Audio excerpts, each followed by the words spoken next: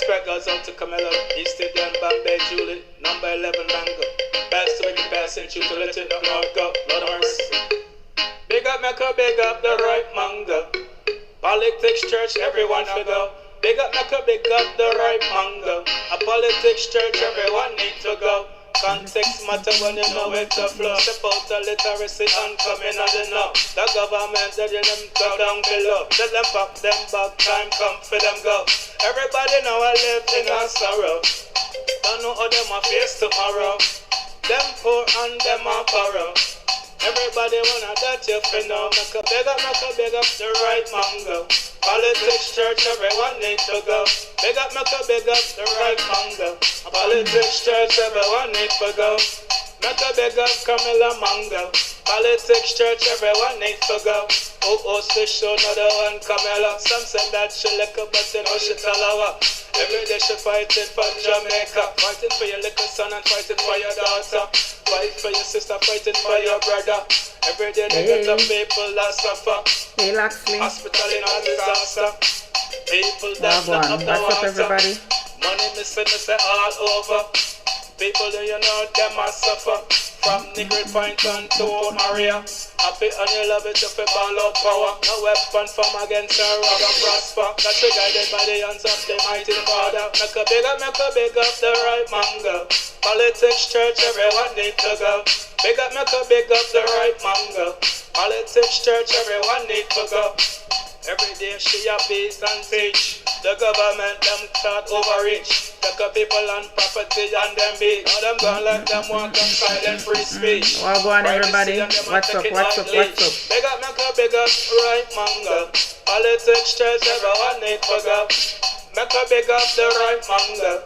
Politics church, everyone need to go. Listen, tonight I got acting up. Good night everybody.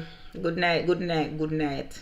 To tell you how me excited, me have to draw back from my Mark Golden Church. Tonight I got nice and I want to make sure say, I want to share up the live. Wagwan Chelsea Clinton, how are you sweetie?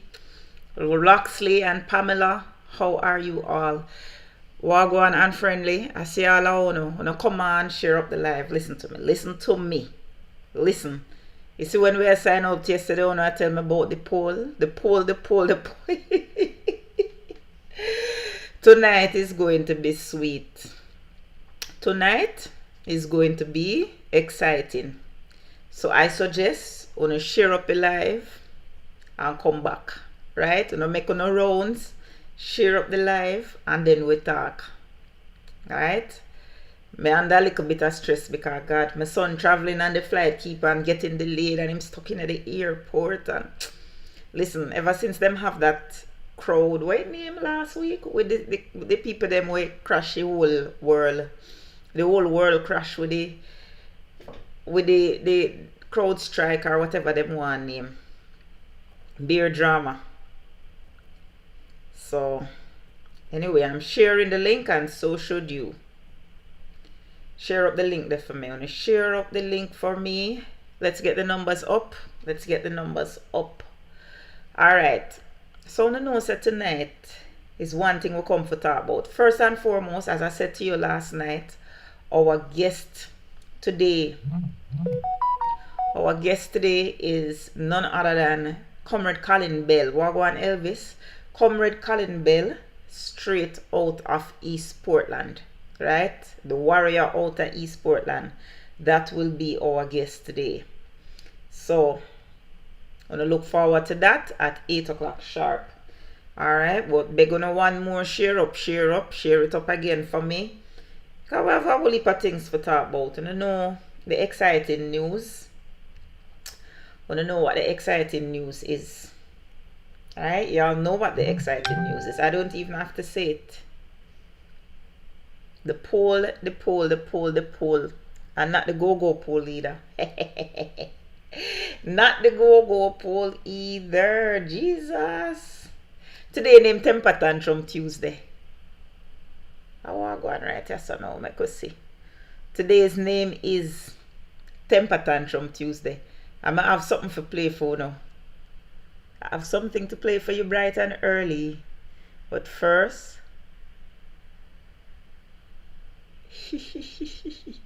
Make we talk about the poll. As we were signing off yesterday, comrades, CVM poll got released. You're waiting for Portland. Yeah, man. He will be on at 8 o'clock.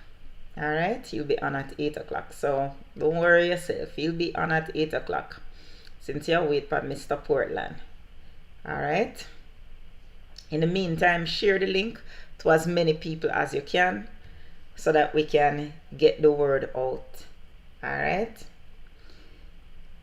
That's what I was doing, and I was sharing the link. But I'm so easily distracted. You see, today is a very stressful day for me.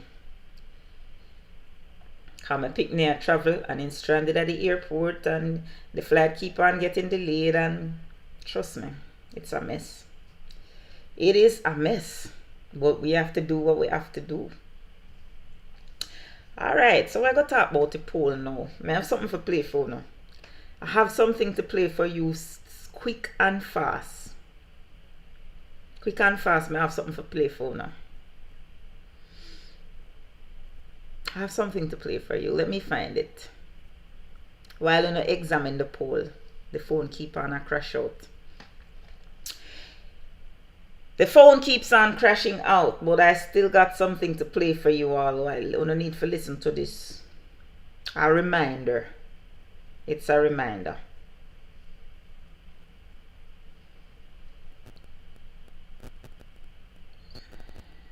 Share up the live, share up the live, share up the live. YouTube when it's supposed to can't see me now. Boy, the phone now cooperate with me at all. Every minute them phone are full of things and can't open. And what go on, Natalie, I see you. Wanna share up the live. TikTok, on a door. Listen, you see last night while I was talking to Comrade Lawrence, YouTube, TikTok tell me say not enough. What it call? Not enough. What them call it again? Not enough something or rather. That means not enough engagement. That is it. Not enough engagement. You need to engage with me. You know what the type of engagement that YouTube like, that TikTok like, right? Them like taps and roses. Remember, them have to make them money too. So you have to interact with the page. The phone just a crash out. Like the phone full or something. Wagwan Patel, there is something I need to play for now. Let me tell you what I want to play for you. Want to remember a few weeks ago when ANJU Oldness come out and say that he's going to hunt down the blogger them, and how him can find bloggers and he's going to find the bloggers. You remember the argument there? And that's what we're going to talk about now. Because after him say it and people lick out against it, the information minister, when named Dana Morris Dixon, come out and say it's true the Prime Minister talking and them going to be hunting down the bloggers, and she went on a CVM TV interview. And remember all of that? May I try find it for you, because I have to play it for Uno. And remember all of that? I'm going to play it for Uno, because I want to refresh Uno memory over what she said. I want to refresh Uno memory.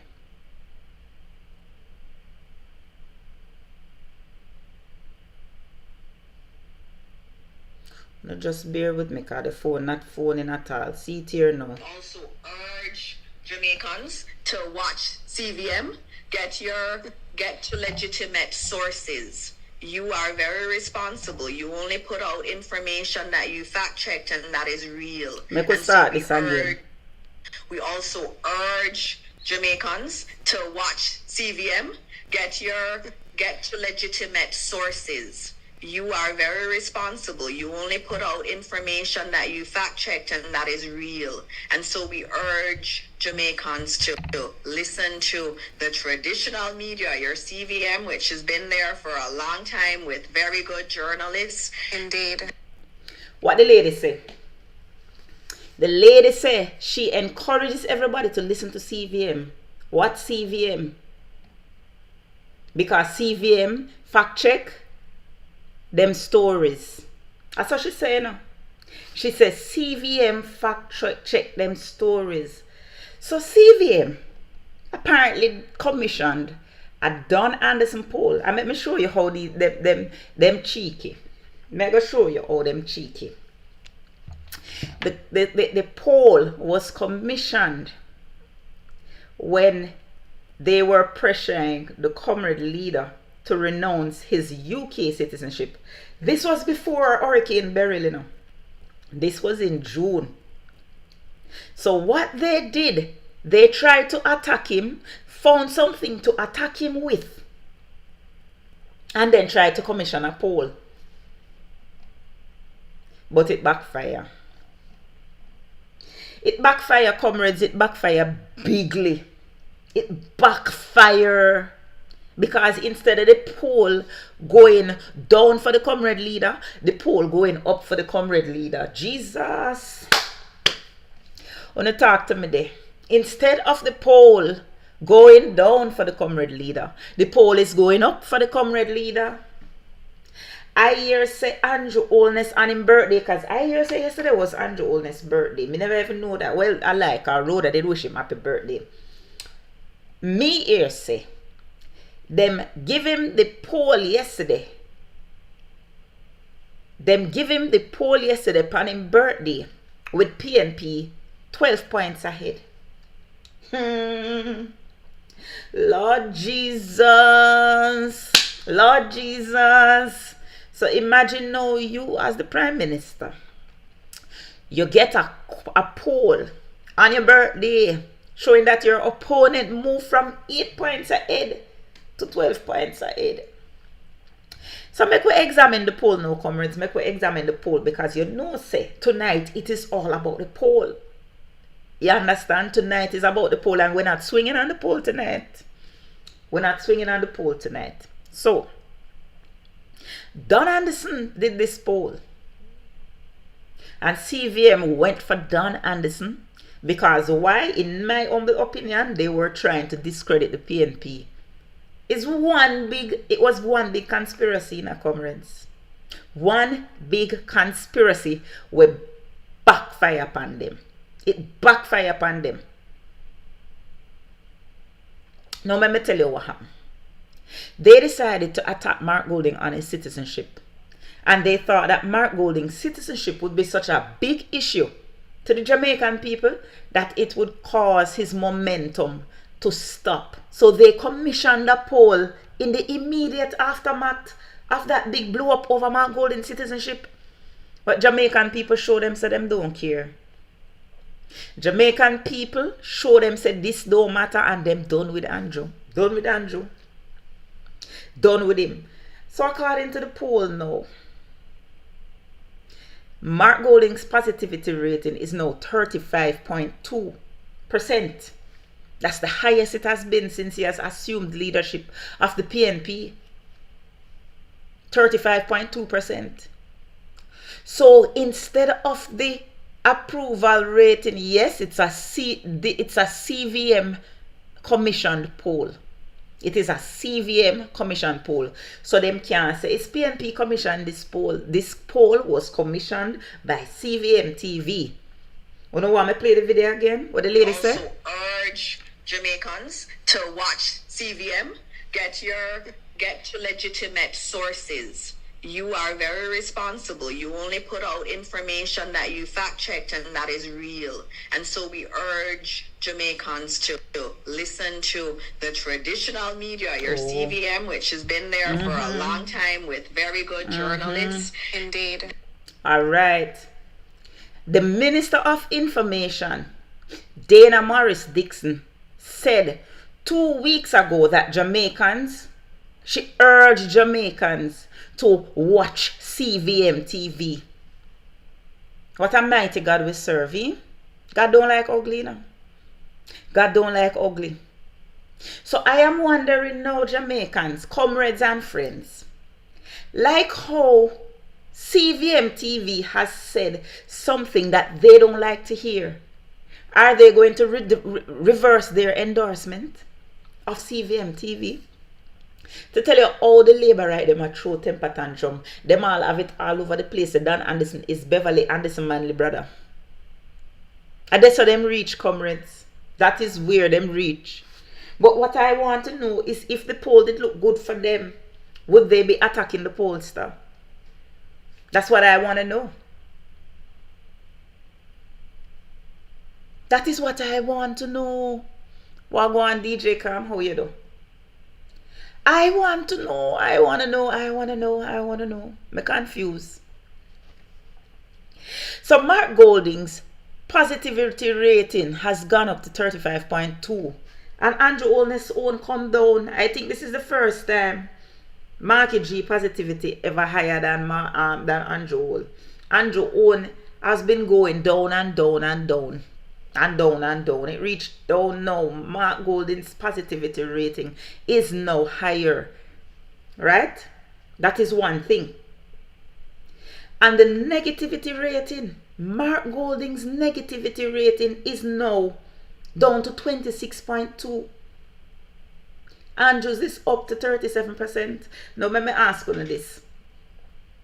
For those of you who have been following my lives for a while from when me in Jamaica, you remember when me tell you about the products? Remember the product cycle talk?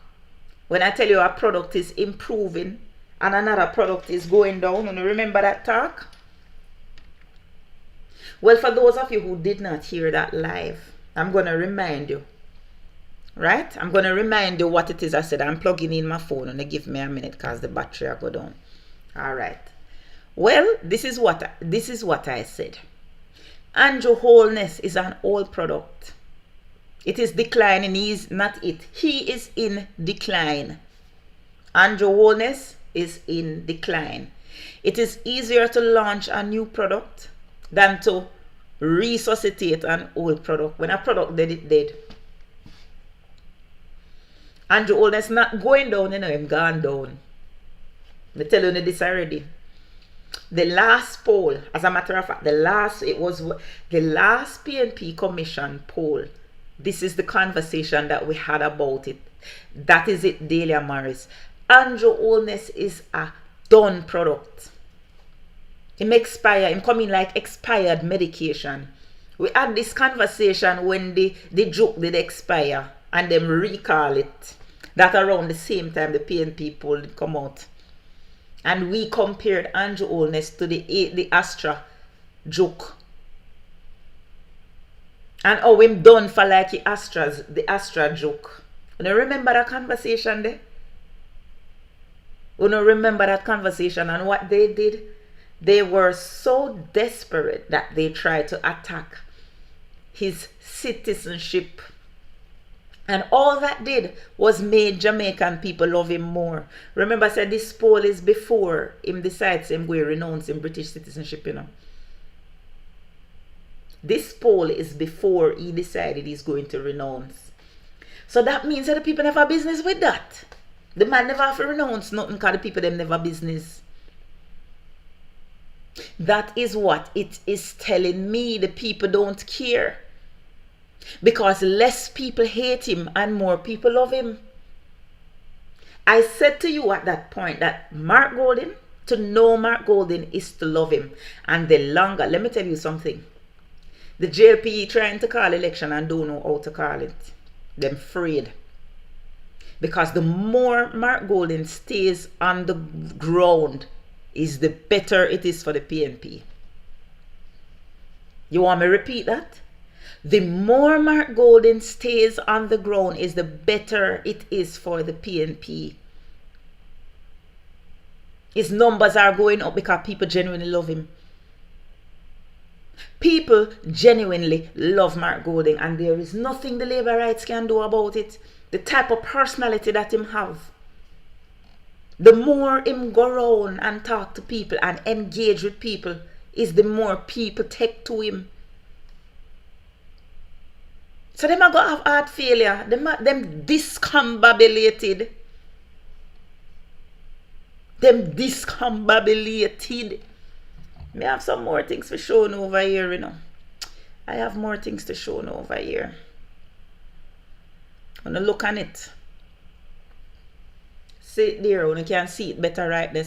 So Mark Golding's positivity rating has gone above Andrew Holness, and this is the first time since becoming the party leader that Mark Golding is leading Andrew Holness in the positivity rating. Remember the last one, they were neck and neck. I think Mark Golding was a little bit behind him, but it was clearly momentum PNP. So now it is still momentum PNP, and Mark Golding has shot past him. But conversely, more people hate Andrew Holness. More people hate Andrew Holness. Yes, he is trending, Dan. He is trending, and that is what is important. Mark Golding is trending. And I can tell you, the lady herself said this. Play it again. Urge Jamaicans to watch CVM. Get to legitimate sources. You are very responsible. You only put out information that you fact checked and that is real.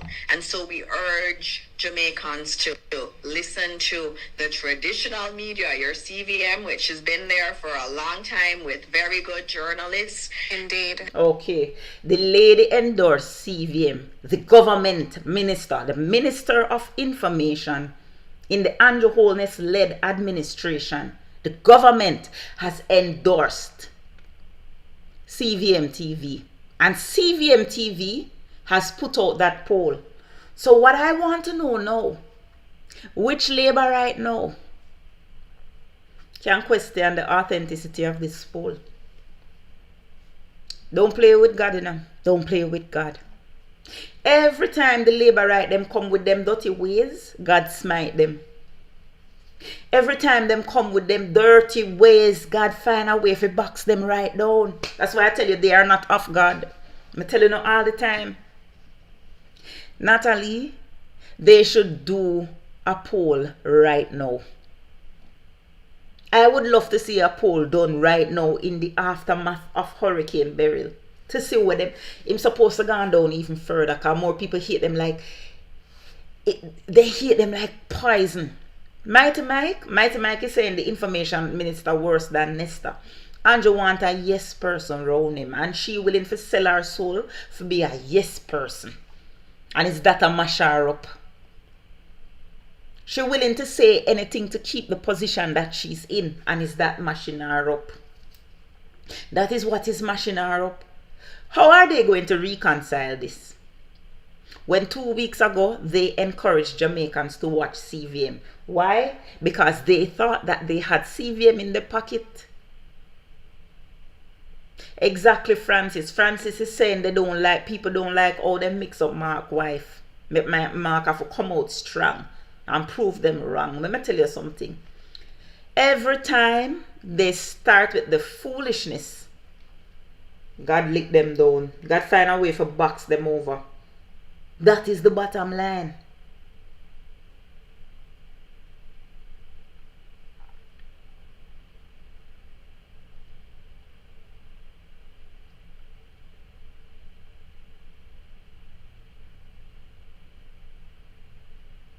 Oh yeah, man.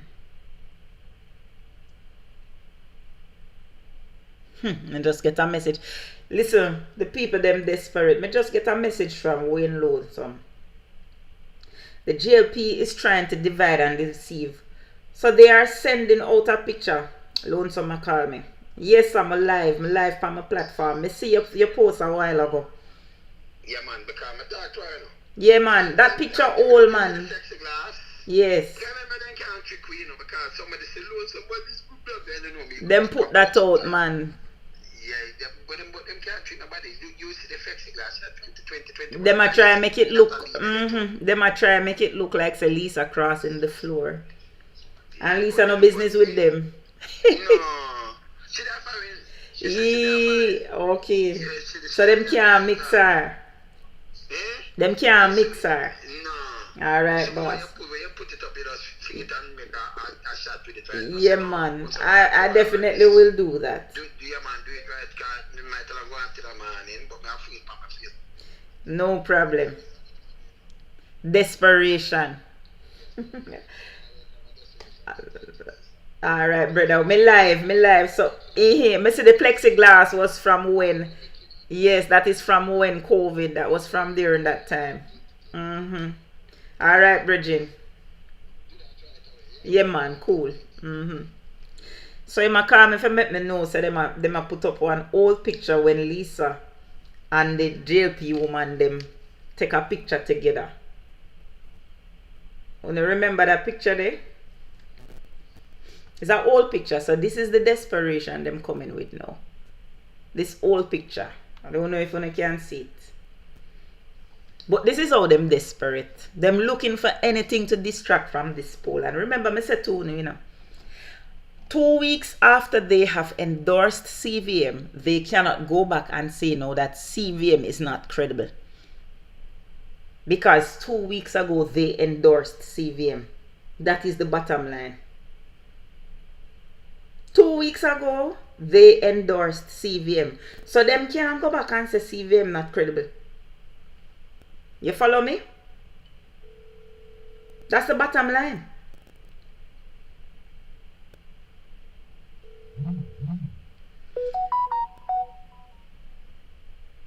How I go on? May I get out a message? Yeah, so anyway, as we saying now. So comrades, make we look on the next poll now. PNP continues to lead. This is the voter intention now. So that means if election were to be called today, I know what if election was to be called today, my son call me, give me a minute, come and try to get him from when. Yeah, alright, boss. Hello? Jesus. The call drop. The phone is not going good enough.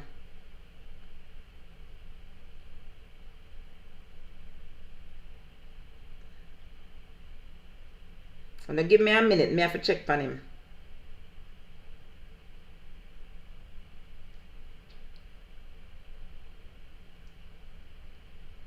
Me have to check on my boy, man. The phone now go on good at all. So this is, you good? Yeah, cancel again. So what that mean? Them send me the rebooking information while ago. Go to the front desk and let them. I'm in the line at the front desk. Yeah, let them try to get you to where you're going. Let them. No, them said that my flight was the last flight leaving the airport now. So there's no more flights leaving. Yeah, but I mean for tomorrow. So you just have to stay there. Yes. Alright, now go back at the yard. I don't think you should do that.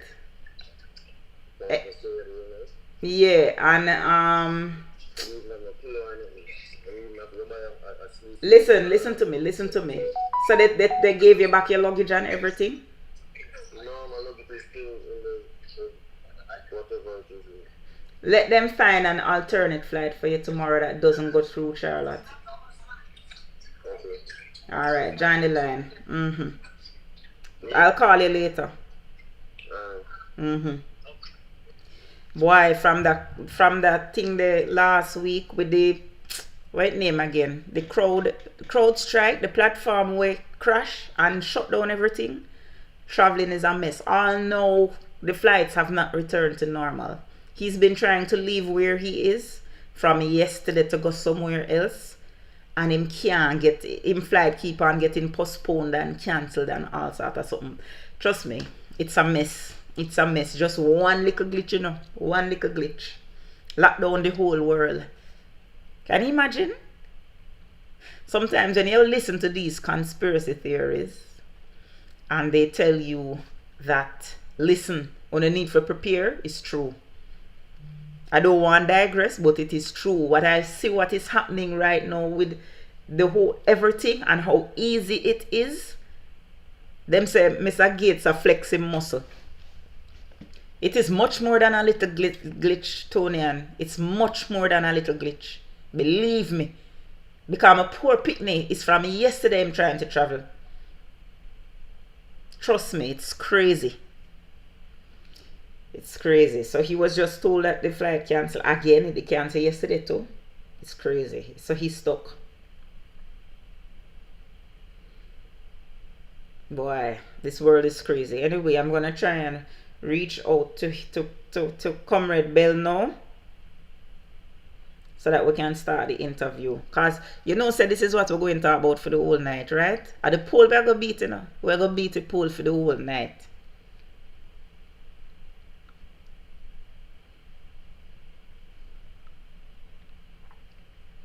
We will be beating the poll for the whole night.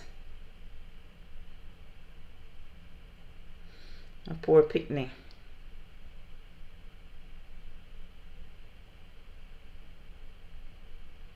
Alright, let us see here. Alright, so now give me a minute and let me reach out.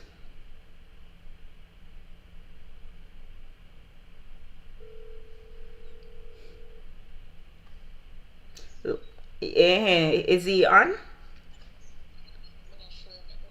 Yeah, tell him to that I'm ready now. I sent it to you. Okay, so let's give Comrade Bell a few minutes to come on. All right. So this is the, if elections were to be held today or last week in June, this is what would happen. This is how people would vote. Out of the voting public, out of the voting population, 34.3% would have voted for the PNP, while only 27% would have voted for the GLP. This is voter intention. Voter intention. But I see a post from morning on Facebook, you know, say, Andrew get one poll where them commission themselves. Them get them own poll where them commission, where tell them say them 12 points behind. But what is happening is that that number we say none is shrinking. Nardi, this is CVN's poll, but we hear mouth, teeth and tongue say JLP is actually 12 points behind. It's a very powerful poll. A very, very powerful poll. Big up yourself in a Rolva. Hi Lisa, how are you? But at the end of the day, let me tell you something. It's the still momentum PNP 3 months later. 3 months later, it is still momentum PNP. And that is very telling. That means that JLP, no matter what they've tried, they've not been able to break the PNP momentum. The PNP is still moving in the right direction. Exactly, Sheldon. Me not going to be comfortable until we are at least 15 points ahead of the JLP. That is how I feel. I won't be comfortable until we are 15 points ahead of them comfortably. That is when I will relax and say, yeah, we have this. Me now got, because listen to me, I'm telling you something. The people, them thief, them will do everything. We have to make sure so we have enough votes over them that no matter what they do, what they try, they cannot cut that. Them can't cut it. We want to ensure, say, we have we win 5 clear seats more than them, at least, at the very least. Yeah, man, we have to get a bigger lead than that, Natalie. But we are trending in the right direction. That is the bottom line. You understand?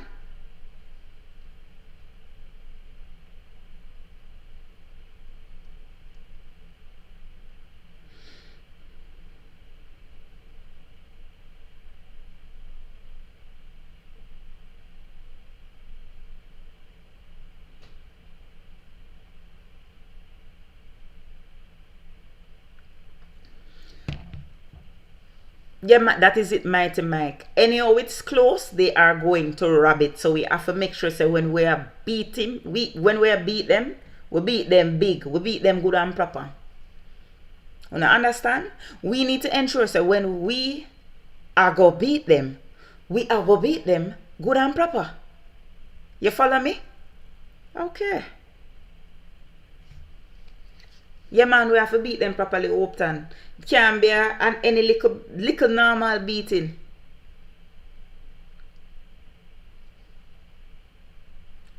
I'm still trending doesn't mean record is selling. Oh, Sandra one son. Oh, I don't know who are trending now. I don't know who trending. Lisa, we cannot relax. We cannot relax. Right? Because them people here with teeth. Them people here will thief anything. Sheldon said not under 40 seat for the GLP. For the P. Hear me, GLP, for the PNP. Not under 40 seat. We have to. We have to, man.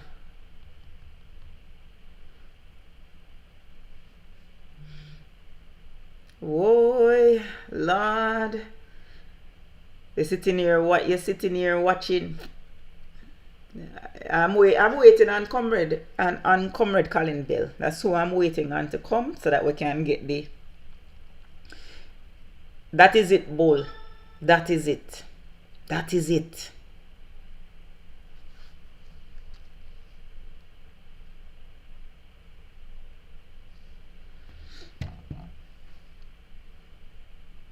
We want to connect with Comrade Colin Bell out of him joining shortly. Alright, I'm waiting on him patiently. I'm here waiting on him. It's film time now, because we hear some things going on down in East Portland. So we're waiting on him patiently. Alright. You're watching in St. Thomas. Welcome, Hopeton. We are waiting patiently. Listen. Yeah, Shot Boss, let me tell you something. Alric Campbell was the jackass of the day last week. Oh, okay. Alright, my love, see you. Alright, so we're waiting on him. We're waiting on him. But Alric was our jackass yesterday. And we now go make Alric drain with energy, because you see, God have a way. God has a way of nullifying these people. God has a way of nullifying these people. Because when he thought that he would have gotten a bounce in the news and distract the comrades, the poll drop, CVM just drop a poll and just cancel out Alric. Cancel him out. Nobody now even talk about him again. No comrade has been talking about him. From last night when him go on with him foolishness, the poll drop said time. And him get him 2 minutes of fame. And after him get him. No, and after him get him 2 minutes of fame. The poll just drop. The poll just drop.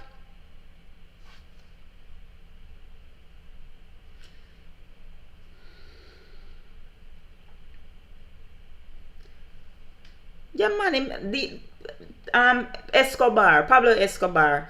Look how much we talk about him last night. Look how we rub him out. Look how we rub him right out. You know, say mega buy one of them big eraser there, one of them oversized eraser. Because we rub out Alric last night. We'll rub him out.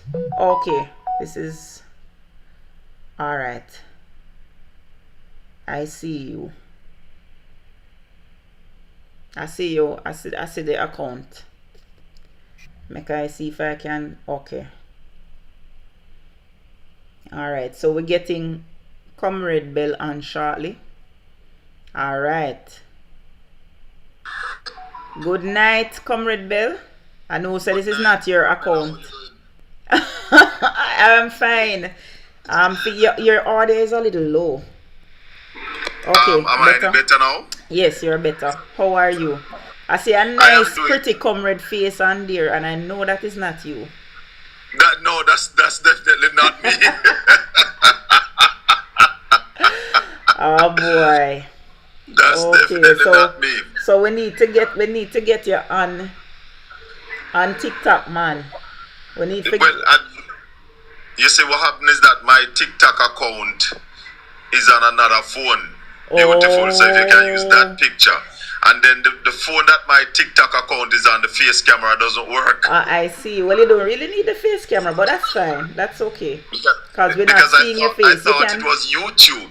Oh, I see. I see. So I didn't prepare for this. Then when I get the link, I realize it's TikTok. I see. I understand. That's okay. That is quite fine.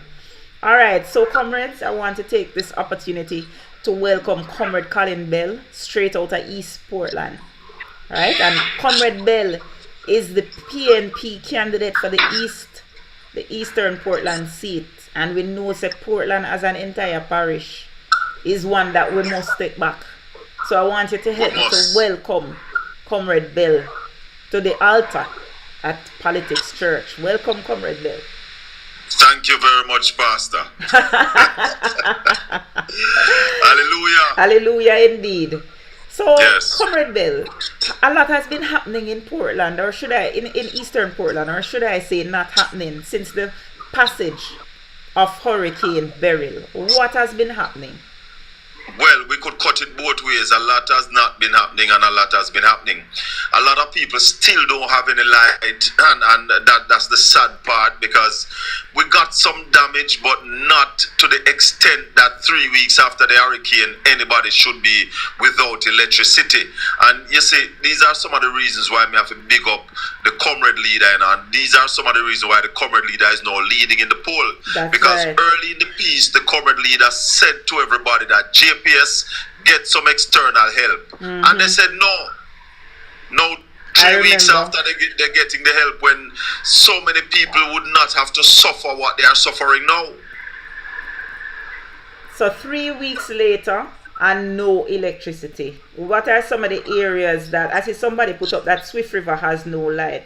Give me some of the areas in East Portland that no light has some of the areas in East Portland: Hilltop in Fairy Hill, Hilltop in Snow Hill, Janga Gully Road, some place in Alls Avenue, some place in Johnstown, Commodore, Springbank. And these are some of these places, Camilla, right in Port Antonio we're talking about, you know. In the capital town. So is some pockets, like some easily accessible areas to JPS easily accessible area. And in fact, I heard Night Talk, one of a GLP activist, cuss out JPS wicked. You know? So what has JPS said though? What have they said? Why there's an issue? That is one of the big problem, Camilla. The silence is deafening. We're not hearing anything from anybody. Neither from JPS nor our elected representatives. Okay, interesting. What about the infrastructure in terms of the roads? Have the roads been cleared since the passage? As you said, you weren't affected badly. So you have any blockage? All the roads have been cleared. You can access every community. I find it so strange in a Comrade Bill, because the minister who is in charge, DARYL Vaz, and his wife basically control the entire parish of Portland. So one would have thought that them would have danced a yard before them dance abroad. No, I would really want to ask the minister if he is instructing the JPS people here in Portland. Because sometimes we are of the opinion that things are not going according to plan how they would normally go. Because an area like Stony Hill, where all the communication poles are, took almost 2 weeks to get back any electricity. And what we're understanding is that a lot of places in Western Portland get back electricity long time. So you think a little politics is at play here? I am of the opinion that a lot of politics is at play. This seems to be a sentiment that has been echoed right across the country in a Comrade Bill, because except for one PNP representative, every single PNP representative who I've spoken to from the various constituencies and divisions so far believe that politics is at play with the return of utilities. I am of that belief. In fact, one of my areas, Berydale. I know Berydale very well. the water for Port Antonio comes from a place called Grants Level, Yes. which is the adjoining community to BERYL. And Grants Level got back current in the week after BERYL. And BERYL just got back current on Sunday. And if the people hadn't threatened to block the road, maybe they wouldn't get back no current. Because BERYL is where the rafting starts. There you go. And it is a strong PNP area as well. Interesting. You know, so aside from, I know you said there is not a lot of damage, but in terms of the individuals and their homes, did you see a lot of damage to individual homes there? Well, we get some damage in Manchaniel, quite a few people, because in Manchaniel a lot of people live on the sea coast, so we got a lot of damage there. We got some damage in Long Road where some people are also close to the sea. Bellevue got some damage. We got some damage in the Ferryl area as well. All of those are sea coastal areas. Right, to the sea, the coastal area. But Bellevue is not a coastal area, that's kind of far up. In Fellowship, we have places where I think 2 houses, we had 3 falling into those 2 houses, and those 2 houses are 2 strong comrades as well. So we get some of those damage. Some people lost their roofs. A shop in Ferryl lost a lot of its zinc.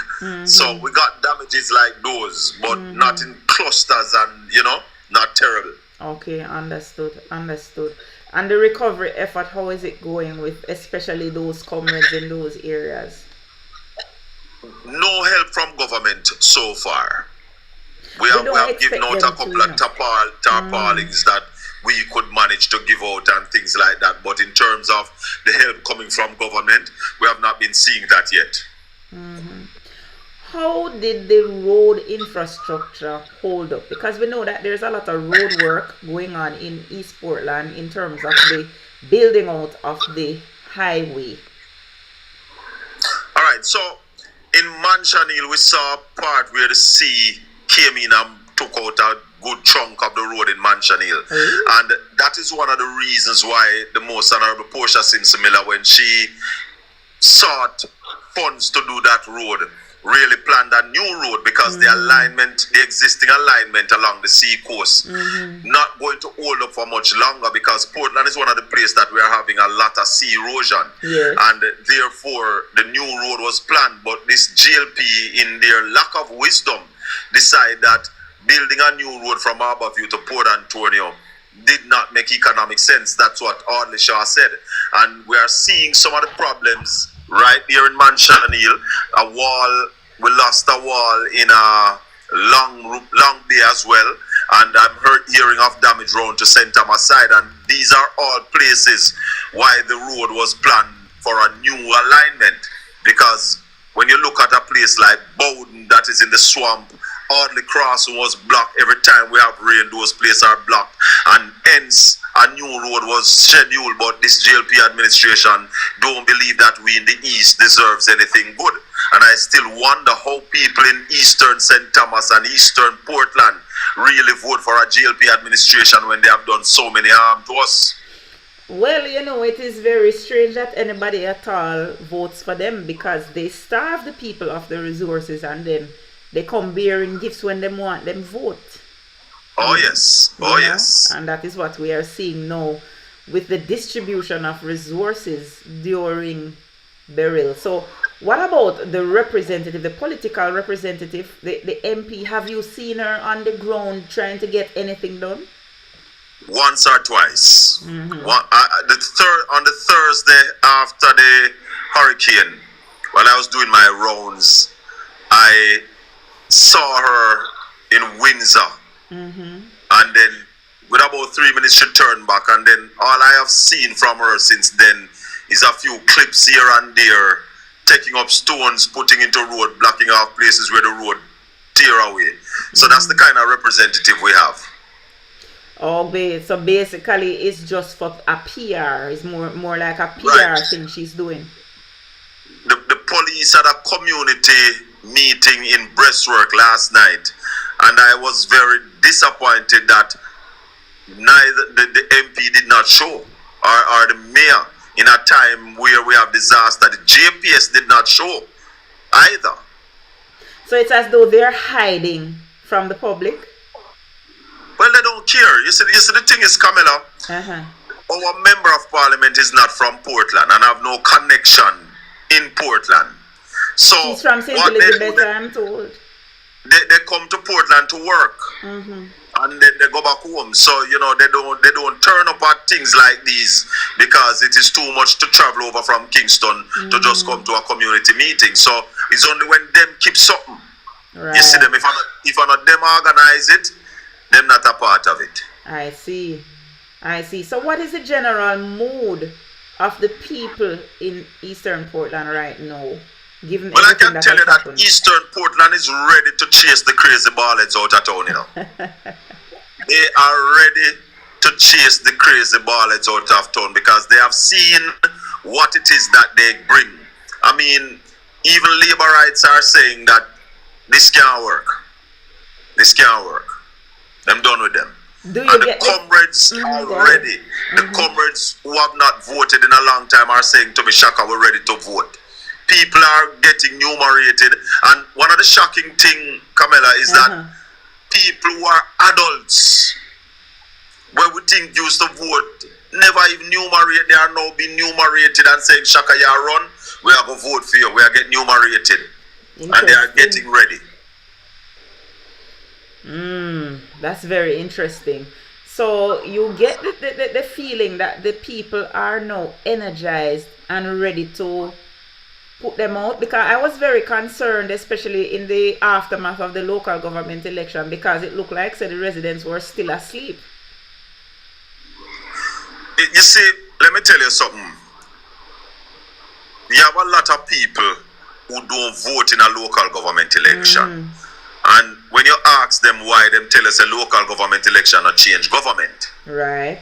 And that's true. Therefore, I still think that we still have a lot more educating to do to our people to understand the tiers of governance. And even now, in a situation like this, where in the fellowship division, people are saying to me that, Shaka, I don't see the council. I say, but you see, that's something that explain to you that when trouble take you, pick the shot can't really fit you, you know. That is you know, for the people, but when trouble take you, pick the shot fit you. It can't fit you.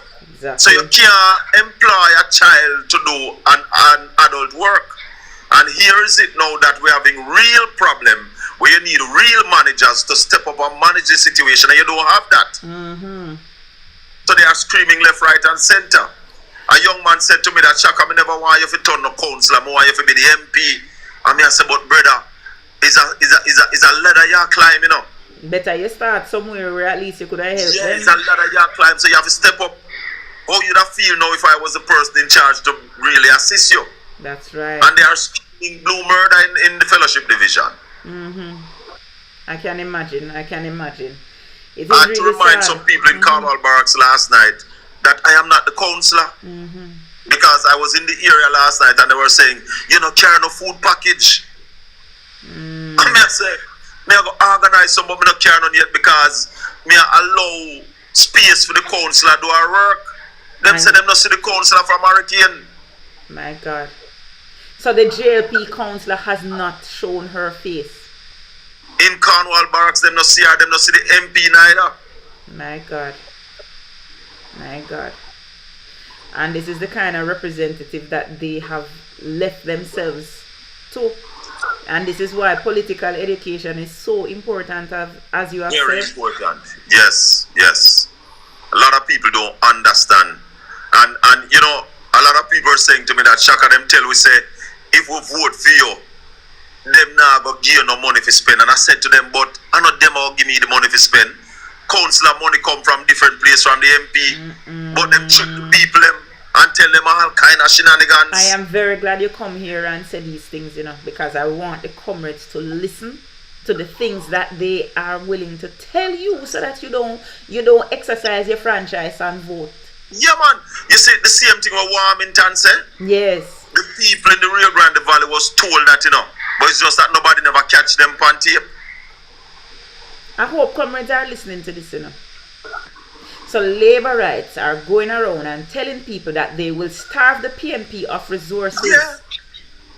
That's what they told the people in the Rio Grande Valley, that don't vote for Shaka because we now give Shaka $1 to spend if him win. But you see, why this is so important today, Comrade Bell, is because up to today, the Minister of Local Government, Desmond Mackenzie, say is like Comrades telling on him.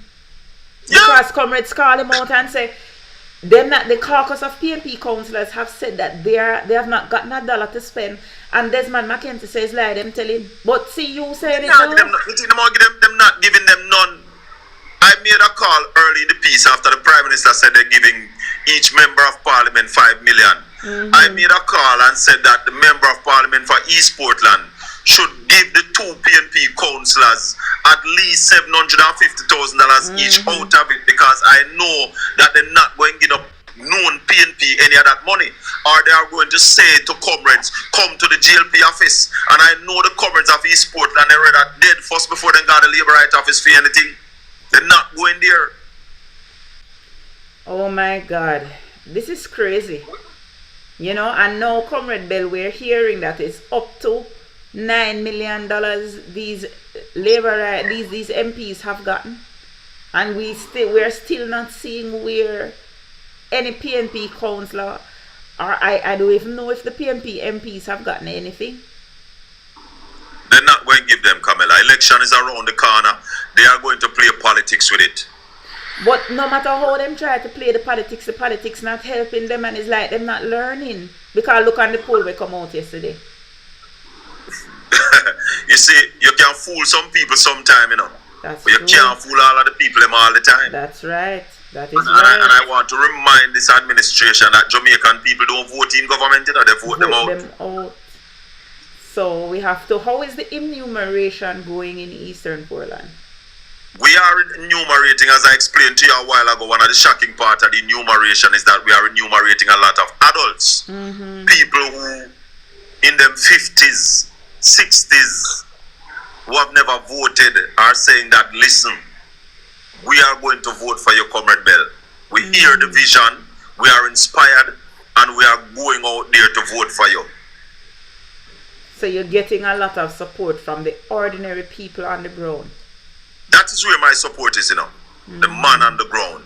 Because that is where I spend my time, on the ground with the average man at the corner shop, at the bar, at the football field, on the corner playing some domino. So that's where my support is, with the masses of the people. And of course, Port Antonio Division and Prospect Division, those are the PNP bastion in East Portland. And once we can get out the people from Port Antonio and Prospect, maximum, we are going to be carrying home East Portland for the People's National Party. Boy, I really hope so, you know, because it scares me when we have Portland is so comfortably a PNP seat. I mean, Eastern Portland, and I mean, we're at a point, I can't, and it bothers me that there are so many labor rights that have been imported into that seat. You see, there was a plan for the seat, you know, Camilla. Yeah. There was a clear plan for this East Portland seat. A clear plan. And people don't understand. The plan was executed, and then the government challenged for the seat. That's right. That is right. You're 100% correct. And some of us saw the plan from a mile away. And, you know, the plan was executed anyway, you know. But you see, my issue is, how do we get that seat back into the PNP column? Because really and truly, Portland the whole parish of Portland are going to mash up on the Labour Right if we don't do something about it. It has been, it a mash up as we speak, you know, Camilla. This morning, yesterday I was called and said that, Shaka, you really have to sit down and allow Folly to become the dump in Portland. Folly? And Folly, you know, Folly Brewing, Folly Great House, Folly Lighthouse, Folly Oval. So they're dumping there? They are dumping garbage at Folly now. I took the TVJ reporter there this morning, and it was in the TVJ midday news that they are dumping garbage at Folly. When I go over there this morning, I almost cry because Folly is a place that I used to hang out as a little boy from school days. We are going Folly. Even when we are big man, we are going Folly. Go hang out, spend time. You understand, over the clean and nice. The ruins over there is somewhere that you could have gone in and, you know, take two pictures. Because Folly Ruin, the history of Folly Ruin is immense, you know. Exactly. Folly Ruin had air condition before most buildings in New York. Oh my God. So this is something that should be viral because I didn't see it and you're telling me about it now. Yeah man, Folly is a heritage site. Yeah, I know. And because of a lack of management, remember we have a mayor who can add, subtract, divide, and multiply. And then we have a member of parliament who don't speak to us. She can't speak to you. No, she not interested. She can't speak, but she says beautiful speaking can't put water in a pipe. But she can't put water in a pipe even without the beautiful speaking. And beautiful speaking can't put food on table. Well, that's a lie from the pit of hell. What is she putting on the table now? Pictures. I see. And how, you know, it's so ironic because before even BERYL, East Portland was having issues. We saw protests every minute about the condition of not just the road, but people not getting water. It boggles my mind how a parish like Portland, people complaining about water availability. And we have water in a Camilla. I know. We have water. East Portland can feed the country. But the Bible tells you that where there is no vision, the people perish. Or is it that they're selling the water? Well, I have never seen so many water trucks in one place like we have in East Portland now. We have crazy water. We even have water truck with the MP picture on it, you know. I know. That's why I ask you if the water is being sold. I don't know if them sell it, but what I see them doing, and I tell you, you know, when you take up people who don't understand your culture from somewhere else and put them to lead, you end up in problem. Because what they are doing in East Portland now is building a thing called water shop, where people go there with them jug and get some water and carry it on them head up on them bicycle or in them vehicle, guard them yard. And I am saying to the people of East Portland, say no to water shop. We want water in our taps. Who owns these water shops? They are government run. So you have to go and the government is selling you water from a water shop. I don't think they sell it. I don't think they sell it. So them have like 10 or 12 black tanks. And the truck, maybe the trucks get paid to go and fill these tanks. And then people go there and catch the water. But every time you go and catch the water, you have to write down your name and leave your phone number. So it's like a standpipe kind of thing. Yes, there you go. So instead of putting the water through the infrastructure, through the pipes, they collect the water, harvest the water, and starve the people of the water in them homes, creating all of this discomfort. There are communities in Portland who don't have no water run through pipe, you know, in East Portland, you know. And I am committing to the people of East Portland that we are going to fix that. And so because much we river have there, water. Portland? Huh? And so much river there, Portland? Can I tell you? Can so I many springs in Portland? Where is the water going? To the sea. This don't make no sense. None at all. So these are some of the things that we are committing to fix in East Portland. Putting water into people's taps and pull down the water shops. Because this coming like them take Jamaica straight back to the 60s. Oh God, way back. Way back. Oh my God.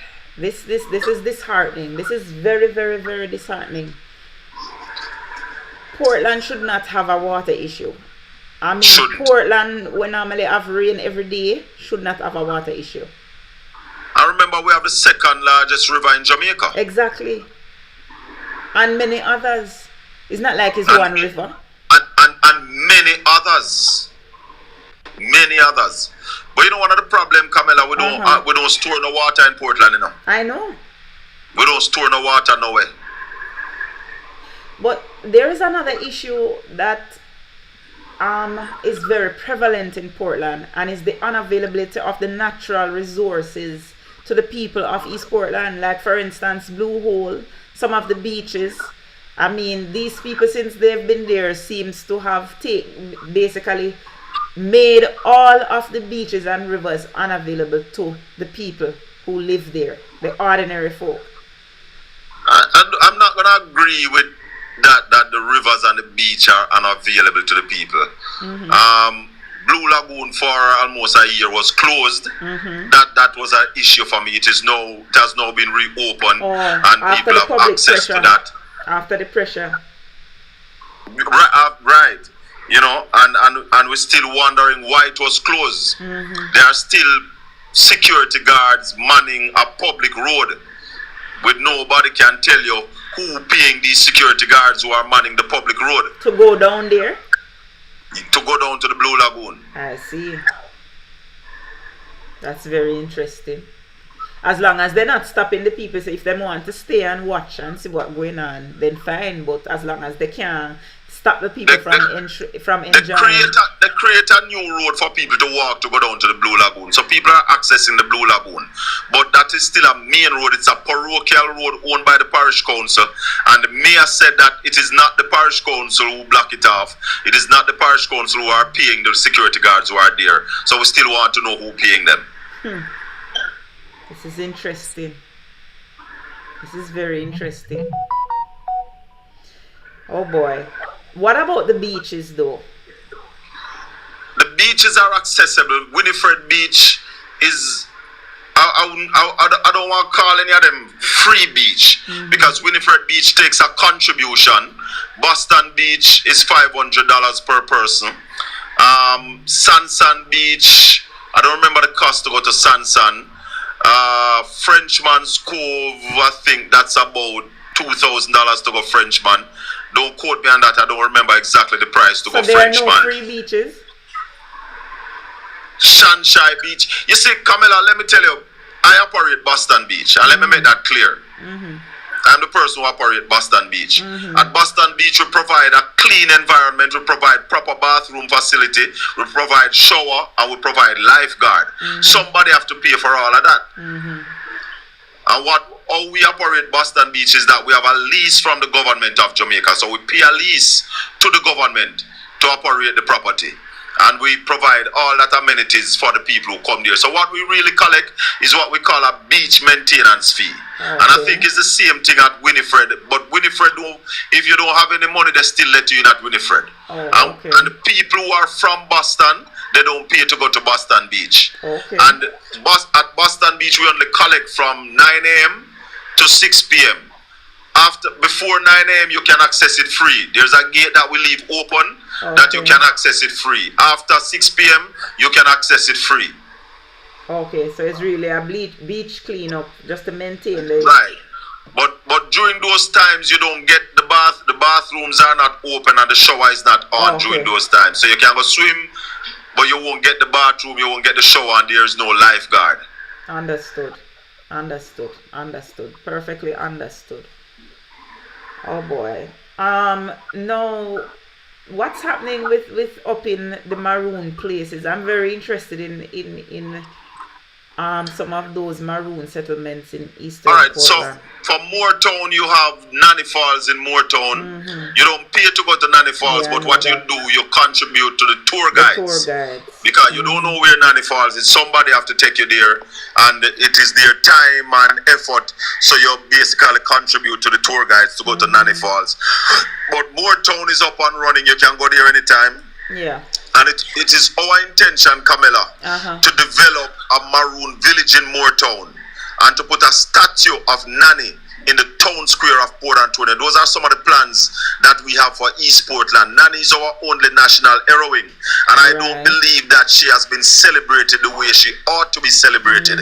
So it is my intention that when we take over back East Portland and take back the reins of government, a statue of Nanny will be placed in the town square of Port Antonio, and a summary of who Nanny is will be beside her on a storyboard, and then we develop the Maroon Village in Moortown, that you can go to the Maroon Village and get a fulsome lifestyle of what the Maroon used to do, how they used to live.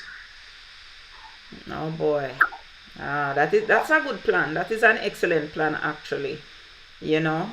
Alright, so me could talk about the politics now. I could switch Yes. gears now and talk about the politics now. How is it for you? I know you've hinted that the people there are basically pushing for you to they're dying for you to take over the reins. But how is the organization? How the comrade them stay? I could talk about the politics now. The organization is coming together nicely.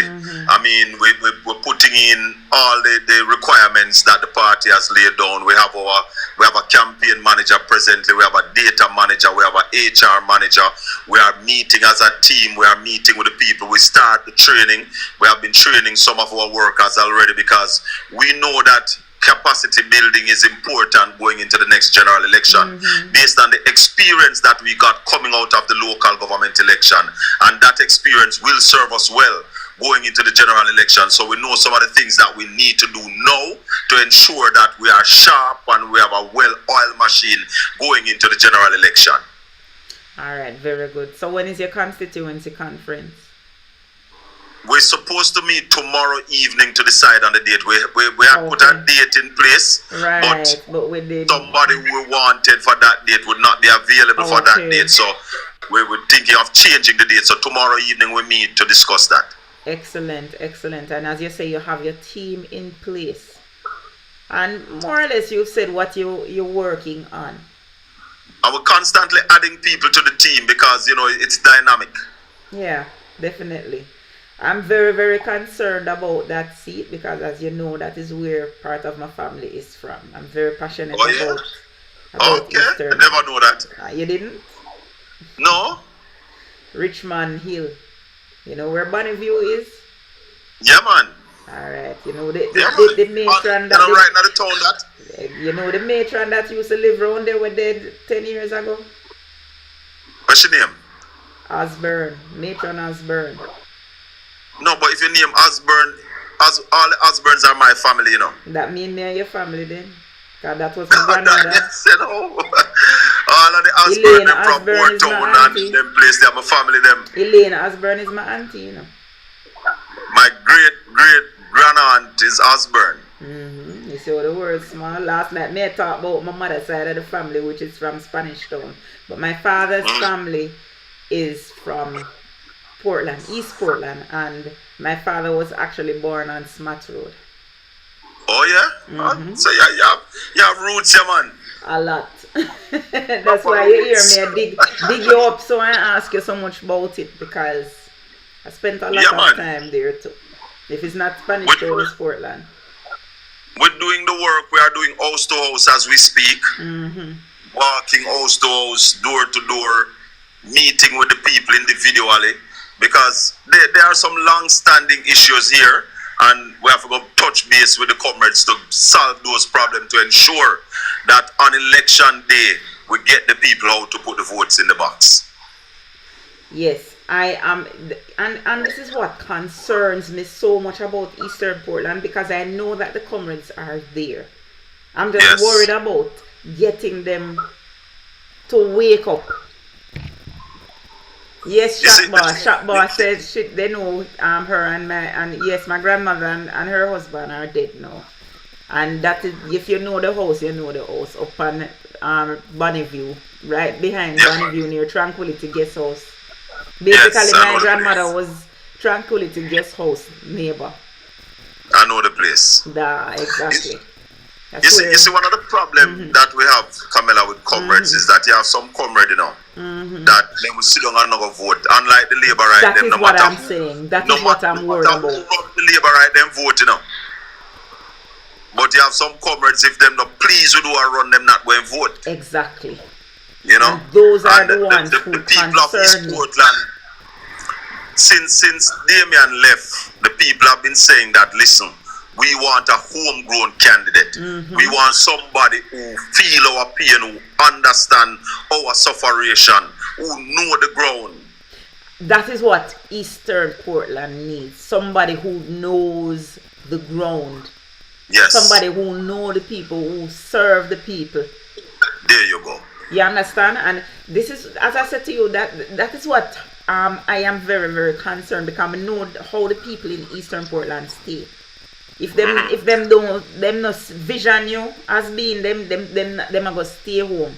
So I just want to ensure that there is some sort of a plan to get them out. Because I hope the people of Portland are realizing that the parish is not heading in a good direction right now. They are seeing it. I can tell you, because I've been out there, I have been talking to them. I have been talking to them. And they have been saying to me, Shaka, a long time you should have done that. We are going to vote for you. Yeah. We have a vision that we have been articulating. They are resonating with the vision. They say, we love your ideas. In fact, somebody said to me today that, Shaka, if you just get one of them things the way you are said, come true. Most of them like the idea that I have for Navy Island. The idea is to put a World Reggae Park on Navy Island with a 5-star reggae hotel. They love that idea. They say, Shaka, if we get that done, we will see tourism come back to Portland. They love the idea about developing the East Harbour so that we can accommodate the mega line cruise ships in Port Antonio. Because cruise shipping used to be the lifeblood of Port Antonio. That's how Port Antonio used to be a thriving town. And since the GLP destroyed our tourism sector in the 1980s, we have been able to build it back. And I am committed to build back the tourism industry right here in Portland so that people can have a better way of life. Oh boy. Wow. I just hope this, I'm just hoping and praying, Comrade Shaka, that all of this works out. And how closely are you working with your neighbor, Comrade DARYL? Very close. I would love to have her on this platform too, because I know that Western Portland has its own unique issues as well. Yes, yes. But guess what? The experience we got coming out of that February election, and we've been sharing notes and putting things together to ensure that we defeat the labor rights in the upcoming election. Yeah. West Portland is in a good place. East Portland is in a good place. We are going to deliver for the People's National Party. I am happy to hear that. Those are seats that I will definitely be watching closely. I have my eyes on Portland. Portland is very near and dear to me. As I said, I have a whole heap of family in Portland. You see, my family is the Swires from Swift River. Right? The Osborne them. But I know the Swire used to live at Swift River too, you know. You see it there? My mother is a Swire, even though she grew in Spanish Town. Her family is from Swift River. With the light eye, the Swire them with the light eye them. But you're connected, man. So you understand. You understand why I'm so, you hear me and ask so much question. You understand? Because Portland, my family, them just have little specklings all over the place. You understand? But Portland definitely, that is my place. My place. People who know that my family is originally from Portland. You understand? So, Jigs Ennis bring me into the politics, you know. Yeah, man. Jigs Ennis was a very, very good friend of my late grandmother too. So my politics really started in West Portland. I totally understand that. But as I say, I will be watching closely. When you have arranged the date for your conference, please let us know so that we can advertise it for you, so that we can let the people know. Most definitely. And talk to Comrade DARYL, because I'd love to have her over here as well to my aim, Comrade Bell, is to talk to every single Comrade candidate. Yes. You understand? Every single Comrade candidate and every single Comrade councillor, because we need the comrades basically everywhere to know who the representatives are. Popularity is important too. Yes, we need them to be aware of who the comrade representatives are. So when them listen to the radio and them hear your name, them can say, oh yes, we know who East Portland man that. Exactly. That is what my aim is. But right, Mango. Yeah. I I really want to speak to you for a few minutes on my portfolio as Deputy Shadow Minister of Culture and the Creative Industry. Yes, sir. We need to speak about that. You don't have to do a few minutes either. You can talk to me about that now. So the first thing is that we're calling on the Minister of Culture to give us an update on Jamaica's earnings from the culture and the creative industry. Now, this is a massive industry that a lot of people don't really understand it. And I'm not just saying that only this government don't understand it, because the truth is, past administration never really have the full understanding of this industry and what it could do or can do for Jamaica. In her sectorial debate in 2021-2022, she said Jamaica made $2.2 billion from the culture and the creative industry. However, in subsequent reports, 2022-2023, 2023-2024, she made no mention of how much Jamaica is earning. Now I am concerned, is it that she don't know? Is it that they don't have a mechanism to really assess the impact of this industry on our economy? Because let me tell you where I stand. The culture and the creative industry is valued at $3 trillion on the global market annually. Right. Jamaica, with all its talent, I am sure that we can earn at least 1% of that 3 trillion US. 1% of 3 trillion US is 30 billion US dollars. And that's money that the average man in the street can make. When you talk about culture, when you talk about entertainment, you talk about the music, you talk about the visual and the performing arts, you talk about film, you talk about our craftsmen. There's a lot of money to make in that, and this industry can turn Jamaica's economy around, but we're playing with it. You know, it's so ironic that we've had Comrade Deborah Hicklin-Garden on this platform a few times speaking about exactly this, you know, because she has basically highlighted what you were saying about the potential of the culture and creative arts. And you know, I personally think that Babsy Grange is way beyond her scope. No man, let me tell you something. And no disrespect to Babsy, because I love Babsy as a person. But Babsy is an analog politician operating in a digital age. Amen. So the I thing like God that. leave her. With all the love I have for her, this industry is way bigger than what she's dealing with. In fact, I said to somebody the other day, Babsy and this ANJU-led administration have 1,000 acres of lemon. And you know what they're doing with it? Have schoolgirls playing dandy shandy with it instead of squeezing it and making lemonade and exporting it. So they're wasting the resource that we have. Let me just say something to you, Camilla. You know how much money annually the United States make from the culture and the creative industry? They make $690 billion annually from the culture and the creative industry. The United Kingdom makes 125 billion pounds annually from the culture and the creative industry. India makes 115 billion US from the culture and the creative industry. Nigeria, who is just coming on board now, they are making 50 billion US annually from the culture and the creative industry. I am saying that if we do the right things, invest in our infrastructure, develop our creative talents, we can make at least 30 billion US annually from this industry. And you know, we should be making more, because we're the home of reggae music. We're the home of so much talent that we are not taking advantage of. Jamaica, we are cultural icons. There you go. Look at the Bob Marley biopic. The Bob Marley biopic was released, and in a month it made 177 million US dollars at the box office. I was traveling from. How much did we get out of that as a country? Not much, because I know we do it. Exactly. I know we do it. We should have 20 Bob Marley movies already with the popularity of Bob Marley around the world. Using Jamaican actors starring the roles, because we have the talent here. Of course.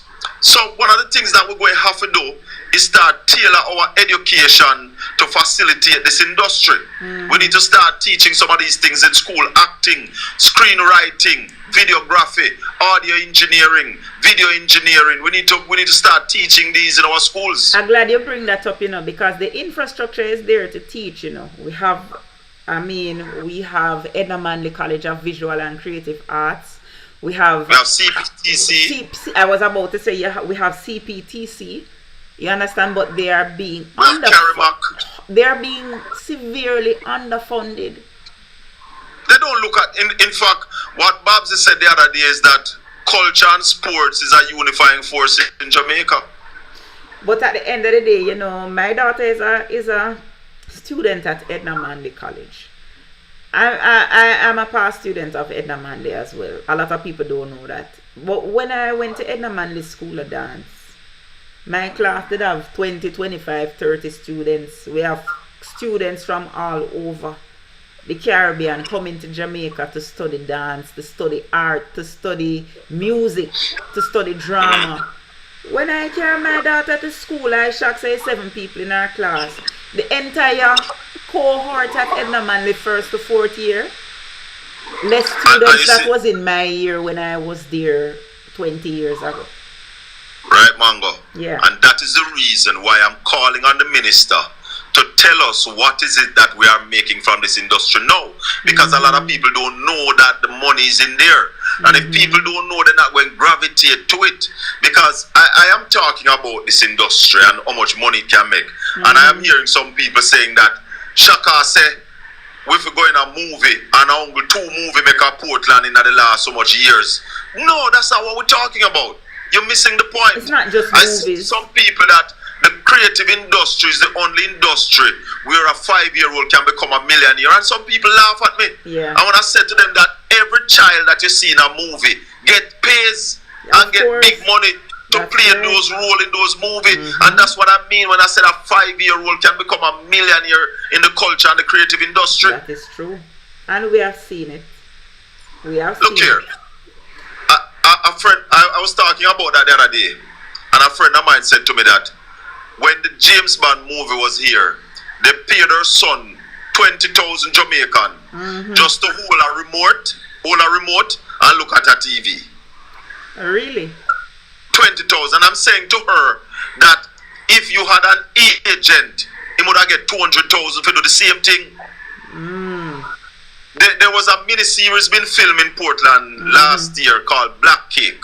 A guy on Boston Beach, him always hang out on the beach. And they were filming on the beach, they were filming in the water. The sea was rough that day. And the star decided that he's now going to that rough water. And this little guy called Javi, they asked him to be the shadow for the star. Like a stunt man. In 2 days, in 2 days, he made 5,000 US. Wow. In 2 days. And I'm also saying that if he had an agent, he would have made 50,000 US. That is it. Yeah. So people don't understand this industry, and I'm saying to all and sundry, don't be afraid to ask me the questions if you don't understand it, because I am preaching it, Camilla, and I'm saying to the young people in Jamaica that when the next election is called, vote for the People's National Party, because we are going to put that $30 billion on the table, and it is going to be up to you to determine how much of that $30 billion you want. We're not going to earn you $5,000 per election day or $10,000. We are going to provide you with opportunity to earn your way out of poverty. That's right. And we are going to do it. It's not funny, but boy, I don't even know.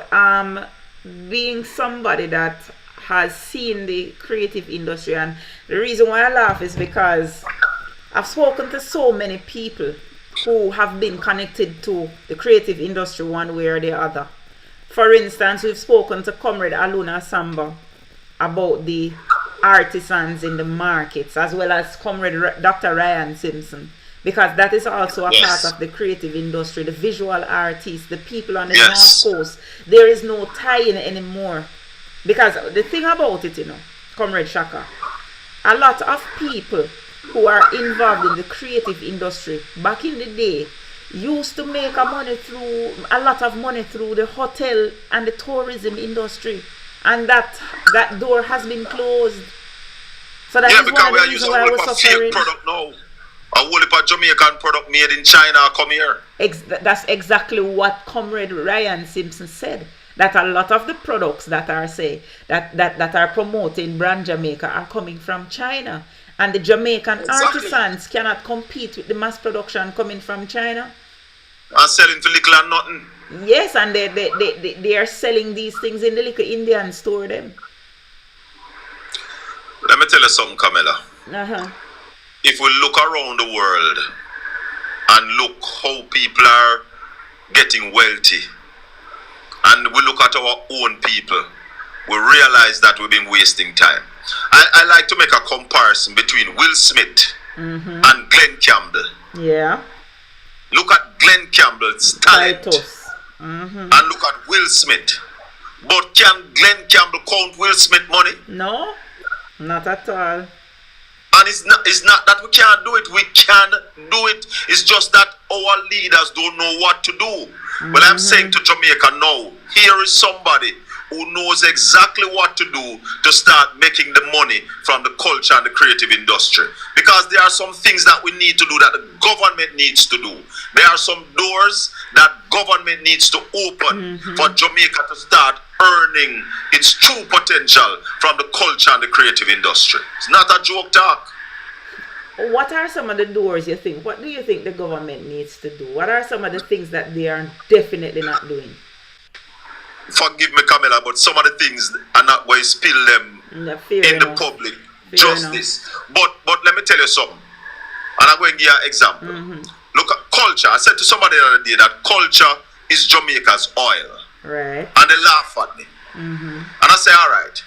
Jamaica, on average, you see, spend 30 billion Jamaican dollars every year importing other people's culture into this country. I am saying that we now need to start exporting culture like other country does. And I'm going to tell you what we need to do to export it, because that is what is happening in Jamaica. People don't know how to export the culture. But not only that, we are also entertaining foreigners who come here and culturally appropriate our culture and make money with it that what we not making. Because when them girls come from Japan and from Sweden and all over, and them come here and come learn dance, when them go all over the place, they're making a bag of money on it. More money than our... I know. There are a couple of things that we just need to do. That is not hard to do. Like I was on Conrad program yesterday, and I told Conrad that within the first term of the next PNP administration, we will start earning that money. Okay. Because I am sure that Mark Holding, with his wisdom and his business knowledge, will be able to see culture too. the vision. That's right. Yeah? And that's why Mark Holding put in a culture and a creative industry. Because he realized that there's money in it. Yeah. Serious money. Definitely. But we remember, can't he's very compete on the world passionate stage about in agriculture, you know. Yeah. We can't compete on the world stage in IT. That's what right. we can compete in is entertainment, in sports, in the creatives. We can compete with anybody. In gastronomy, we can compete. But we're not competing. We're not competing. As a matter of fact, we're making it harder for our athletes. We're making it harder for our artisans and our chefs and our creative people. We are making it so much harder for them to survive. A lot of them can't survive out here, you know. Let me tell you something, Camilla. There's an argument going around that Barry Salmon got 150,000 US to work at some fest Saturday night. Yeah, him would have deserved it still. But him deserve Buju Banton. Buju Banton filled the same stadium 2 nights in a row in New York. Yes. Dexter Dobbs works for 50,000 US dollars in an hour. You understand what I'm talking about? Big money. Big money. When I tour with Beanie Man, We get $100 a day for food. It's called per diem. Right. You get $100 a day just for your food money. Just for food. How much people are work $15,000 for the week? You That's know, not your pay. I understand. That's your food money. That's your food money. You understand what I'm talking about? In Portland, Portland people more than anybody else in Jamaica will see, because I think more movie film in Portland than anywhere else. That's true. We see how the people them live when them come, how the stars them live, how they are carried around. Them have a bus with them one. Come on, people. So why are we not doing more? We don't know what to do, Camilla. Oh boy. We don't know what to do. That's the problem. But as I said to you, we have somebody now who understands this industry, who knows exactly what to do to start earning the big bucks. And that's why I thank Mark Wolin for naming me the Deputy Shadow Minister on Culture and the Creative Industry. And I thank Dr. Deborah Icklin for accommodating my thoughts and seeing the vision. Yeah. And of course, we must big up Dr. Olivia Rose and O'Shane, who are the two junior ministers in the ministry, in the Shadow Ministry of Culture and the Creative Industry. It is a team, and we're basically, as soon as we win the next election, we are going to be hitting the ground running, because we want to ensure that once we put in the infrastructure and open those doors that are supposed to be open, Jamaica will become a wealthy country. Indeed, indeed. I am very happy that you actually mention all of this and bring up all of this, you know, because Jamaicans, and I hope the comrades are listening to you carefully, because Jamaicans don't realize what an untapped industry we have. And I said it to Comrade Deborah when she was on this platform, that Babsy Grange, as you say, you love her, but she is way out of her depth, and she's spread too thin. Her portfolio is too big. She cannot manage it, and as a result, a lot of key areas are suffering. It's not just the creative industries that are suffering. Sports is also suffering. Gender affairs is also suffering. When you spread to, you know, jack of all trades, master of none. Exactly. This is what is happening, and all of these areas are basically big money makers. And I would have thought that ANJU Holness, with a cabinet of 49, 40, is it down to 47 now still? No, that's not the cabinet. Well, I mean the MP. He has 47 MPs. 49 of them. Not anymore. Not anymore. Because remember, say Marissa gone.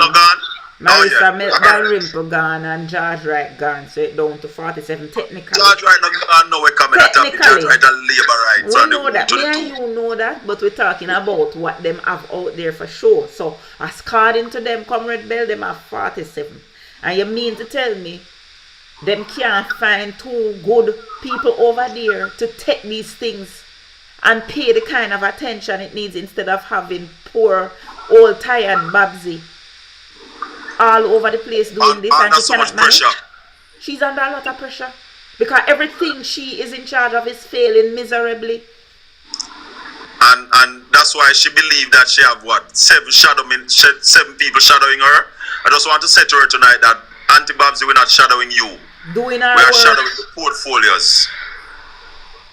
But you see that what that says more about her and her administration than it says about the PNP, because PNP realizes that these areas are standalone areas and need their own attention. So this is not like if what you're doing, puffing her chest. It's nothing to puff her chest about. Ports is not no joke business, you know. Exactly. It was an embarrassment to Jamaica that we did not apply for any of the T20 World Cup games. I know, and it slipped right through her. And let me tell you something. Right. We better hope and pray for them Olympic athletes. Somebody to be dealing with that by itself. You see the mistake where they make leave off the amateur Shinaga Olympics. Thank you. Sports is no joke business. Thank you. And people need to understand that you cannot blame the Athletics Association, because people keep on trying to hold the J3 accountable, and as I said to them, say JOA is in charge of Olympics, not the J3. Yeah. You understand? When it comes on to the Olympics is not one sport, even though we spend most of our time concerned with athletics alone. It's not, Olympics is not just about athletics. No, J3, it's who is in charge of athletics, don't have jurisdiction over the Olympics. It's JOA. Yes, and the government has a lot to do with that, and that is what them don't understand, the dynamics. But of course, look at those sporting facilities, they are falling apart. Falling apart. The people them not getting to train adequately.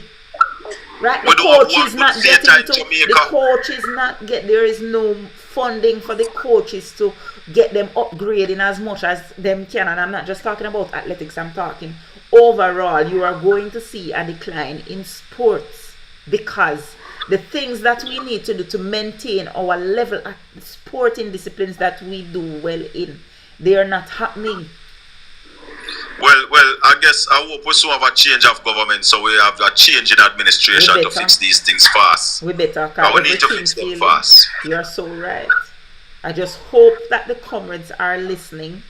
I hope that the comrades understand that the next election coming up is basically spiritual warfare. I tell some people, you know, that Jamaica is in a nosedive. Yes. If I see a plane a nosedive and the computer starts saying pull up. That is it. But the pilots who are at the seat now, they are dead. Stiff. You listen. So it's like you was listening to me seat. before. It's like you were listening to me before when I say you cannot resuscitate a dead product. And no, is we a have dead to take product. them out of the seat now and put in new pilot to pull up. That is it. And I hope the comrades listening, the time come, I hope them listening. Time come to pull up. And I can tell anybody, it is only the People's National Party can pull up. There's no other organization in Jamaica that can save Jamaica right now. It's only the People's National Party. So that's your only choice, and I'm calling on Jamaicans. Because I like to tell people, you know, Camilla, that Jamaica right now needs a forensic audit. With all the corruption that is taking place, this country needs a forensic audit. And to audit the country, you have to move out all of them people here. I think when the audit comes in a Comrade Bell, a lot of people going to be so distressed. Because everything that we think about that they're doing, and the money where we think them thieving up, you need to multiply that by 1,000 times. You know what I talk about? Yeah. You know what I talk about? It's like the mistake that Dr. Tufton made when he decided to refurbish Cornwall Regional Hospital. From 2016, I said, man, lick down the hospital because when you go refurbish something, the more you pull and the more you find. Exactly. That is what is going to happen with this forensic audit. The more you pull, is the more you're going to find. It is sad, you know. I have to laugh, but it's sad because somebody on YouTube, they said Jamaicans rise up and fight. Listen, Jamaicans have to realize that we're fighting for the heart and soul of this country. And every way that we can rescue this country, we have to find it. And I want to say to the people who don't vote, I want to say to them and ask them, how long are you going to stand aside and look while they steal the profit? I mean, PROFIT. How long you have to stand up aside and watch them steal the profit? Them steal the product, the profit. Them steal the what you call it, the capital, the cash flow. It's not just the profit, it's everything. You see, the product them are steal, so the profit not in it. No, them thief everything. Them thief everything. Them thief every aspect of it. The profit, the product, the cash flow, the float, you know, the little till where you keep the float, everything them down with. The change down to the silver. Them thief everything. Camilla, we have to call upon the majority of Jamaicans who don't vote. And that is who will make the difference. This time you have to save your country. But you know, Comrade Bell, I'm glad you bring that up because I was very, very heartened when I saw a CVM poll that the percentage undecided has dropped Yes. considerably. Yes. Yes. Yes. When you add up the not sure and they don't know, it is a lot lower than it normally is. So it looked to True. me like, say, boy, the people them finally waking up. So we have to continue to preach so that the people can wake up. Come on, it is bad when you have a prime minister whose statutory filing cannot be certified, and then the Integrity Commission said that 8 people are under investigation for illicit enrichment. Then you must ask the prime minister, are you one of the 8? Comrade Bell, them never say 8. Because we only started counting last year when the big number of 6 dropped, and we count the other 2 this year. The year before there was 2, the year before that there was 2, and the year before that there was 1. Talk to me. So it's 8 plus 5. Talk to me. And people need to Yeah, realize that it's not You 8. teach me something, I never realized that. Go back and look on the people I them will report. be true to you. I did not realize It's that there was some 13 of before. them. It's 13 Talk to me. of them.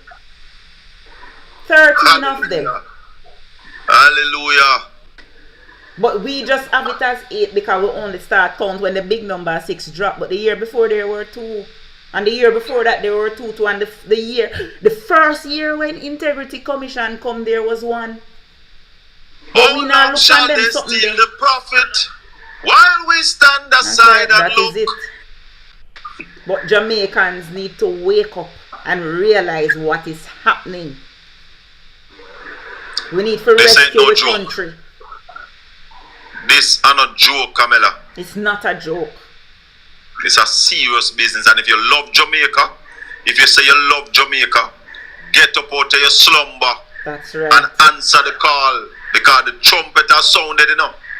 The trumpet Yes. sound. Time come. Yes. The time is here. The time is now. For those of you who don't believe what we are saying, go do a little research for yourself. You have a smartphone. Ask the phone the questions. The phone will answer. A lot of people want to keep their heads buried in the sand because the truth is harder to digest.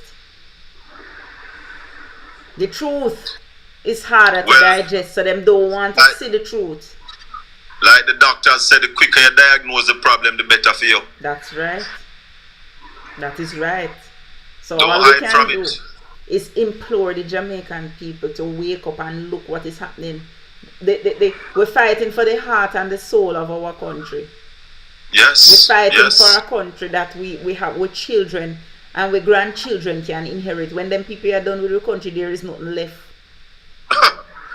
I told a friend once, him live abroad, him is a labourite.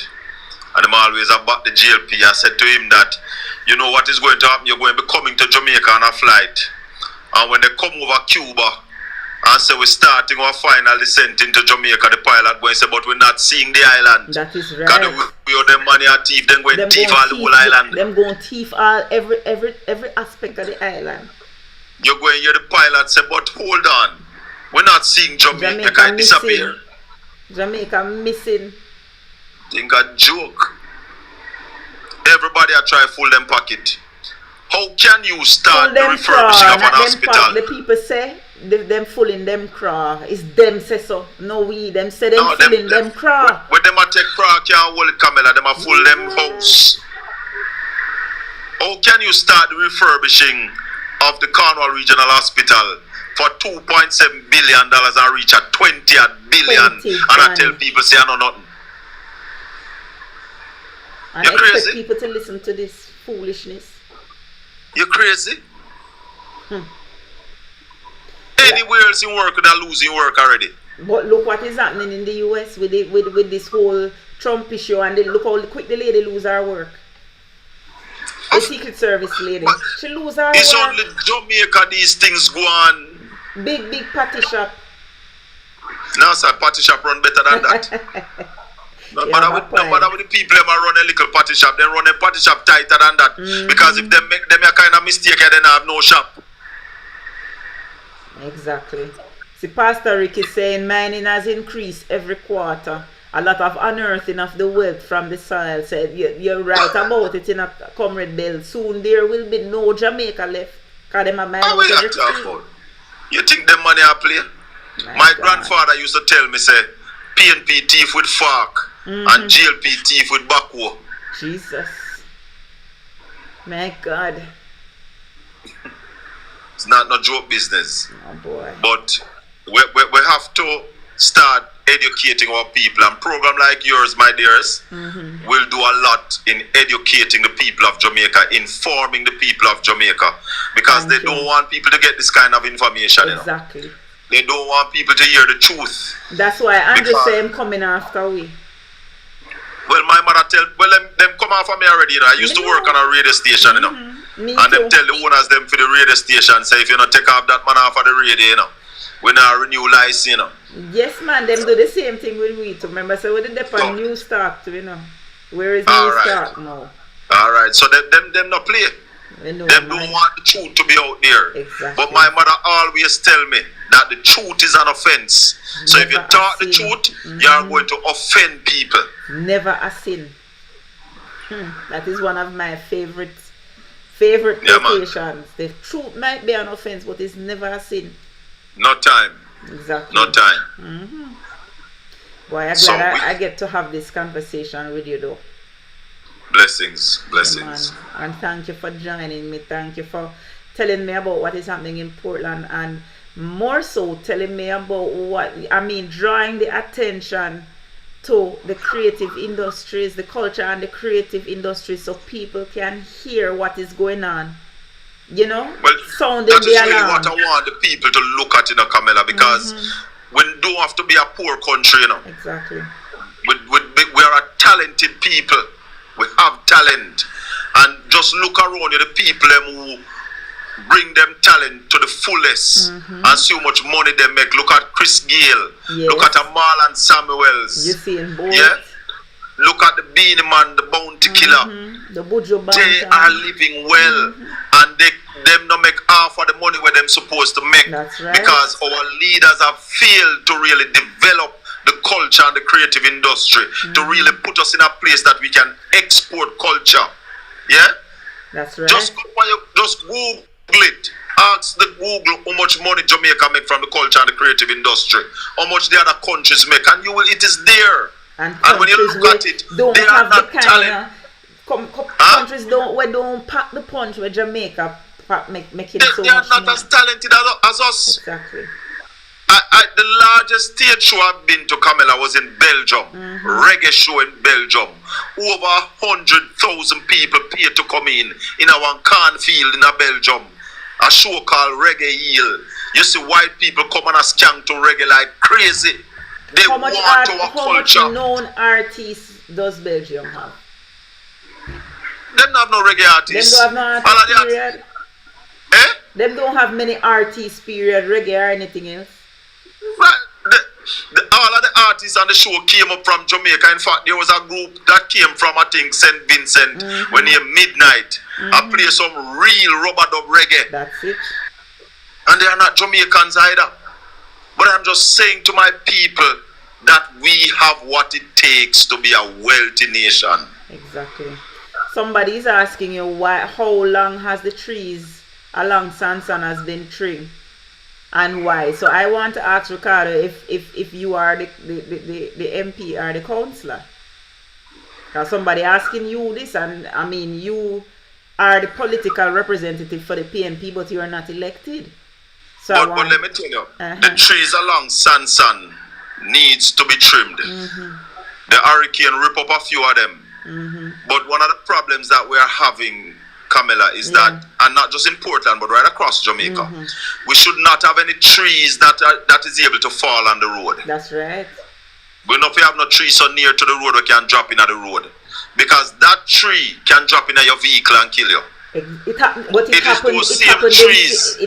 in St. Anne, in Ocho Rios, and kill a woman in her car. Alright, and don't get me wrong, I love the environment and I am ready to protect the environment, but we also have to protect lives. Right. It is those same trees that fall on the light wires that so much place still not have no current. That is it. When you go to other countries, you know, see them have tree right on the side of the road that cover the road. Because the trees also help to damage the road surface, you know. When it rains and the sunlight can't catch the surface of the road, the road stays soft for longer and therefore the road deteriorate easier. And the roots of the trees burst up the asphalt. Right, and exactly. And therefore we need to remove the trees from right over our roads. Yeah. And it no means that we are going to deforest Jamaica. No. We're just clearing the roadways, clearing our power lines. So Sansan needs some clearing. Black Hill needs some clearing. Snow Hill needs some clearing. Run a Seminole needs some clearing. A lot of places, you have run a Flynn corner around this, so need some clearing of the main road to move the trees from over the main road. Yeah. And Seminole is a very dangerous place, so you need to move the trees. Yes, man. And some of them heavy trees that cause a whole heap of the landslide too. Yeah. Definitely. I hope the people are listening, you know. I hope they are listening, and I hope Ricardo, because Ricardo, who asked the question, is now saying that you know why them don't cut. So what I'm saying to Ricardo now, if he's supposed to know why them don't cut, why you ask him the question? But let me ask Ricardo this. Why those at Black Hill don't cut? Why those at Snow Hill don't cut? Why those run a Miss Flynn corner don't cut? Why those at Seminole don't cut? I do understand that there are people living in Sansan who don't want the trees to cut. I understand that. But why the other places don't cut? So Sansan, you have an issue with the residents complaining about the tree cutting? Some of the residents in Sansan don't want the trees to be cut. But I am saying if we are saving lives and protecting our infrastructure, it's not like Jamaica is a place where we have massive deforestation, where if we cut the trees them from over the road, the country will look bad. No, we're not at that stage. I understand, totally understand. And sometimes it's how you cut them too, you know. You can cut them in such a way some that of them, you can prune some of them, and all of them you have to cut down flat. That's right. But you just have to maintain them. And what I'd suggest for those people who love trees, every time you cut the trees from over the road, you plant back some that is far back from the road. That's right. Simple as that. As simple as that.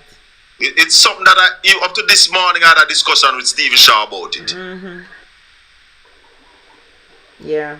Boy, one of the problems we have in Jamaica is we don't do maintenance. Exactly. We don't maintain nothing.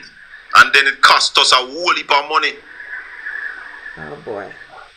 When push come to shove. Oh boy.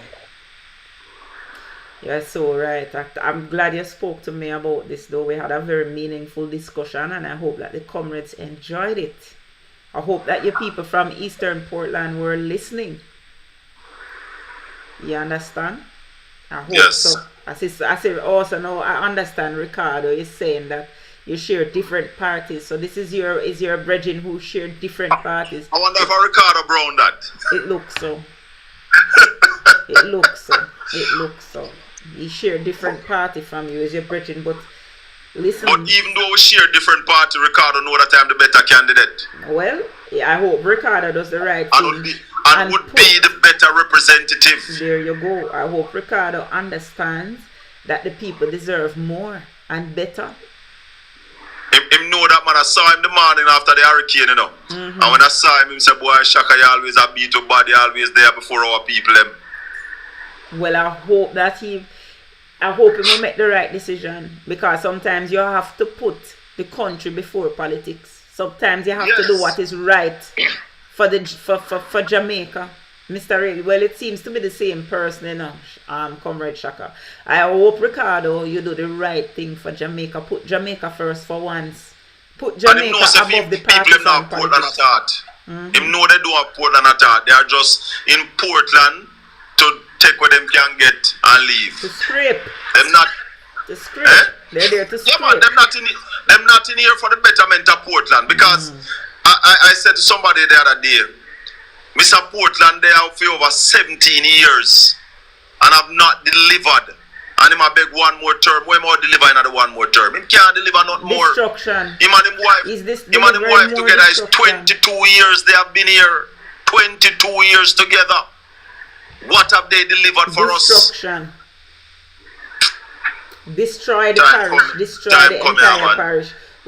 We used to, you know, when the PNP controlled Eastern Portland, and we say at least because you could always see the difference in the development between East and West, right? Since Daryl Vaz became the MP for West. You see where Buff Bay Market run down, Buff Bay just look like it just look like the place just want something. Yeah, man. It just run down him, allow it to, and that is the major town in having his constituency. Him vex when you tell people say no him fix the road that runs through Buff Bay, you know. Him not like you tell people him no want nobody know that, you know.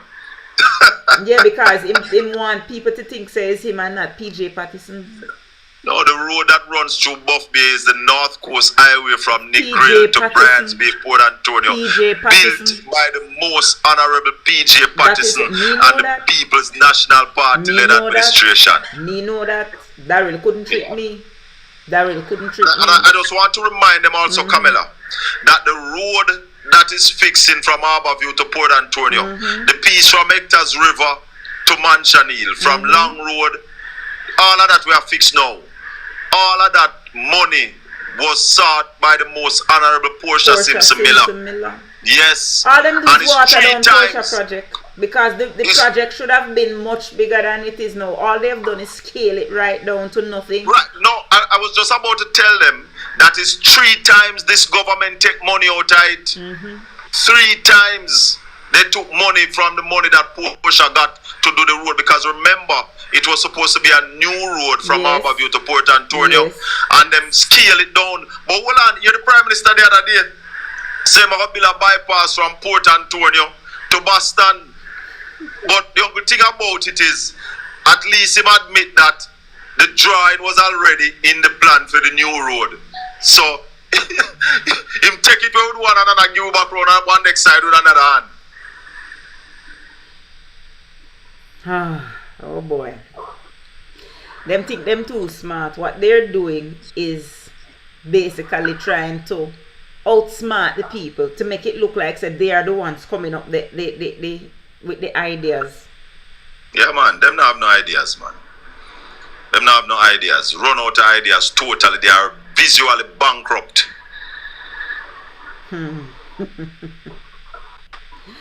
Why, Comrade Shaka, this has been a truly great night. I really enjoyed this conversation. Really enjoyed the conversation. Really enjoyed it. So thank you again for coming on. Thanks very much for having me. It's been a pleasure. It's been my pleasure. So big up yourself and remember to let us know when the conference is gonna be. Yeah. Blessings. One love, ripe mango. All right, stay ripe, because people are stone green mango. Big up that yourself. Is it. All right, take care. Blessings. All right, bye bye. Well, comrades, I hope you understand. I hope you appreciate this conversation. This was a beautiful conversation.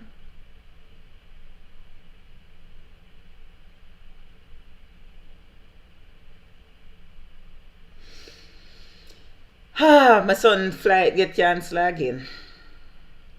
Aye, sir. What a thing. Yeah, man. Comrade Bell, as usual, is excellent. Excellent conversation.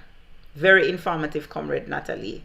You know, I really enjoy these interviews. I enjoy these interviews because you get to see and hear the depth of the intelligence that our comrades have. People hear the names, and them, sure, them don't know that person there because them don't think it's a name brand person. You don't know the person because it's just people where you don't know about. Them don't have no fame. But what you need to understand is that we have a lot of intelligent comrades, a lot of comrades out there where doing very well and can contribute so much. Give me a second.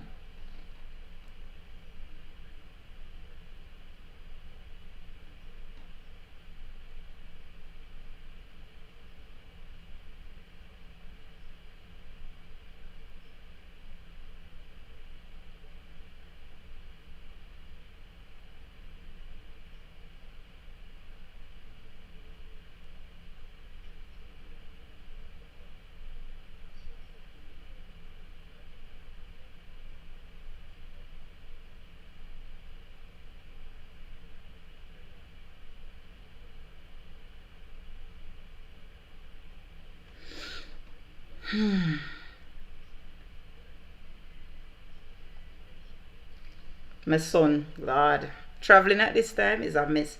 If you can avoid traveling now, please do.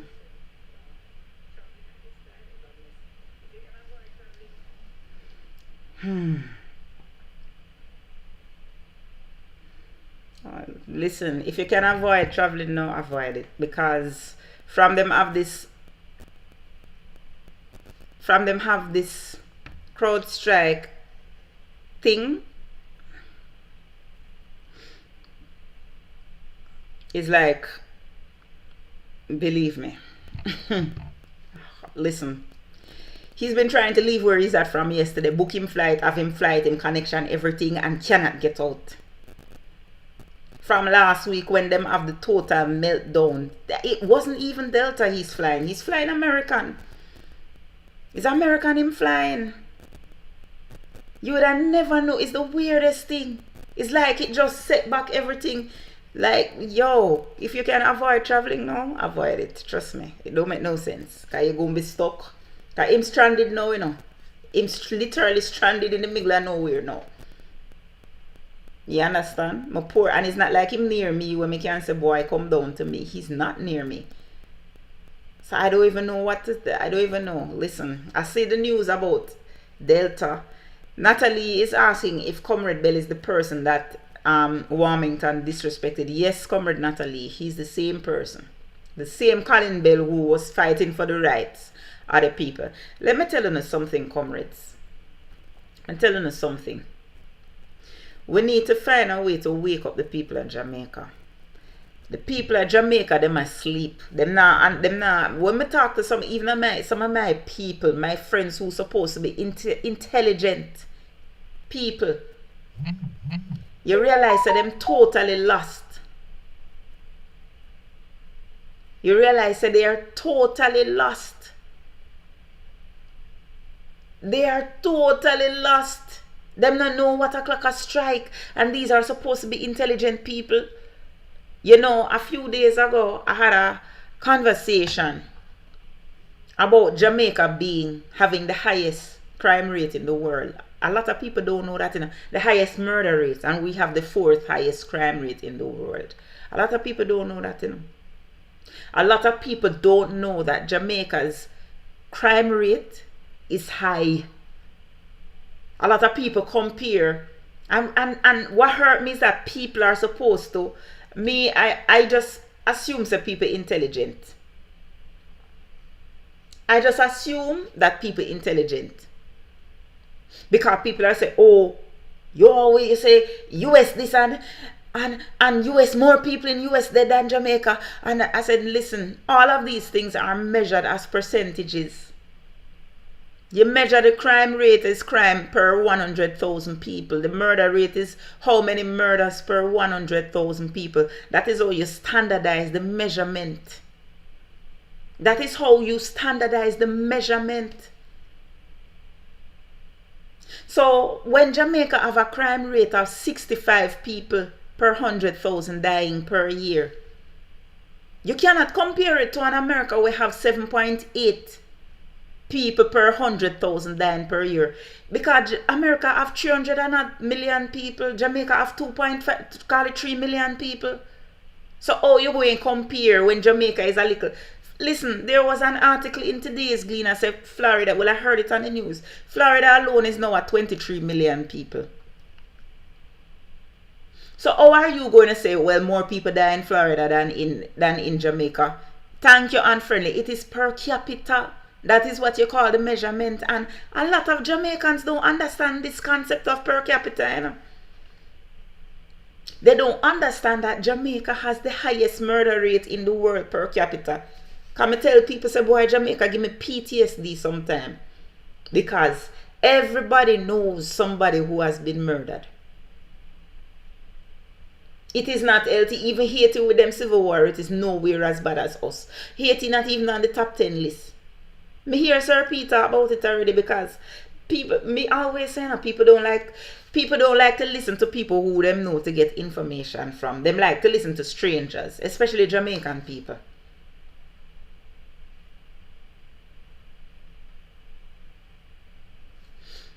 Ricardo, why do you support somebody so dunce? Listen, let me tell you something. Let me tell you something. John Pinkney. Jomo, it's Jomo. Jomo, my brethren. Labor right down business about dunce and bright because the whole of them dunce.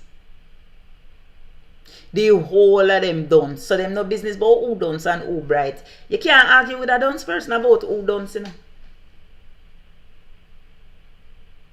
You cannot argue with somebody who is dunce about who more dunce because a dunce person don't think them dunce. Listen, arguing with a labor right is like hitting your head on a brick wall. Say no make no sense. Right? Them vote. Remember, say these are the people who support ANJU Oldness because him wear Clarks, you know. So how are you gonna argue with them? You're wasting your time. You're wasting your time, my friend. It don't make no sense. Don't make no sense. So the best thing you do, just slow them. And come we could go back to the poll them now. We need to talk about the poll them. Because we did not talk about the poll. Derek McBean, we are already there. We are one disaster away from Haiti. I say this all the time. With a worse crime rate. We are one disaster away from Haiti with a worse crime rate. And people don't realize this. If BERYL did ever come directly over us and wipe we out and the whole Jamaica like how it do St. Elizabeth, you think we would in a better position than Haiti right now when you think about everything that is happening? No reason with me now. Come make a reason this thing out. If Hurricane BERYL, thank you Sean and thank you Pastor Ricky, I saw your gifts. Thank you. If Hurricane BERYL did cut through we as that category 5 and do we like how it do St. Elizabeth alone. Thank you Jomo, the green clerks are stepping at them neck. But what they're gonna do is wait for the handouts because them prefer, me tell you with Labour right now, them prefer the belly full during the election season. If you have to listen to them reason, you know. You have to listen to them reason. Them support the government for the belly full them can get during election time. When them get for rent car, and I'm telling you from what I hear them say. When politicians rent car give them and them can drive all over the place and floss and drink and smoke all day long, they are willing to suffer for 5 years just for 3 months of that. That is how the average labor right thinks. When I think is lie, I'm telling. Them alright with when the politician come through once every 6 months. Them say, boy, bossy, you want to not depend nothing, you know. And the politician drop in few $1,000 in them hand. Them good with that. Them alright with that. So you can't really talk to these people, you know. The best thing you have to do is make sure that the next generation you educate them. That's why labor right don't like education. You work for what you want. You must be the only labor rights to do that because the most are hungry belly. Right? And the thing about is, what do you qualify as work? Because a whole heap of the work on say on the work, if it wasn't for politicians, you wouldn't get that work. You wouldn't get the work. You depend on cutting corners, getting government contract, government handouts. If it wasn't for a politician, some of you wouldn't get that work. Some of you underqualified for the work, but you get the work because of links. Government link here. So you're independent, but still you depend on the nepotism that the government gives you. And this is the truth. Somehow, if it wasn't for the government, you wouldn't have no work. And most of you don't even qualify for the work. The government put people, the qualified people out of them job and hire owner for do some ridiculous things. Hire owner for build road and they don't know nothing about work, about building road. Hire owner for manage project like refurbishing hospital and they don't know nothing about project management and engineering and refurbishing hospital. And that, you know. And then when we point these things out, owner say we bad mind. Because you get things that you are not qualified for. And then when you do the shoddy work, make we look on the road, for instance, at St. Thomas. When BERYL come wash with the road, you look on the concrete and you see say the concrete don't even reach an inch thick. Not the concrete, the asphalt. The asphalt don't even reach an inch thick. On a highway. And then when you say when you work for what you want, but that is not work. That is handout. That is a glorified handout. That is what you need to realize. That is it's still the handout. It's just the glorified version. Just like Dwayne Smith, because him never get the seat, him get a $2.1 billion contract to provide stale cheese and crackers to people in a hospital and doctor in a hospital. Is that you going to call work for what work for what him have work? Is that you want to call independent? When him get a 2.1 billion contract of people money, hard earned taxpayer hard earned money to give doctor where work them soul of stale cheese and crackers for eat for dinner. Me personally never eat, well, I don't eat cheese. Me not eat cheese. So I can comfortably say I've never eaten stale cheese and crackers for dinner. Right? And a whole heap of them doctor here. Some of them coming from some home where they were always taken care of. Right? For go hospital, go work, for go get stale cheese and crackers. Why if my pitney did in that, I would have charged some fire. Yet, but if you are not educated, you should not be doing the job of educated people. That is the point, Ricardo. But you see, that is exactly what we're talking about. Would you put a construction worker in surgery to operate on somebody? That is what the labor rights are doing. A matter of fact, I feel that is the next step forward. Because if you take uneducated people and give them the job of people who are supposed to be educated because them loyal to owner, that is basically what you're doing. It's like putting a doctor, it's like putting a construction worker to operate on somebody when the person can't even spell the word anesthesia, much less provide anesthesia. The person goodly can't even spell surgery. But this is a concept that is foreign to the average labor, right? Because the whole lot of idiots. So they say, oh no, yes man, we work, but you don't have no sense. You don't have no sense, you know. So you don't understand, say, you have to specialize in a skill set so that you can master it. You need to go to school for certain things. And you're quite right. Some people, is not everybody going to excel in school. Is not everybody going to excel in school. But you cannot have people doing things they are not qualified to do. That is madness. And that is why we are where we are. As a country, as a society. Because we have bare dunce people doing the things where people are supposed to go to school to learn how to do.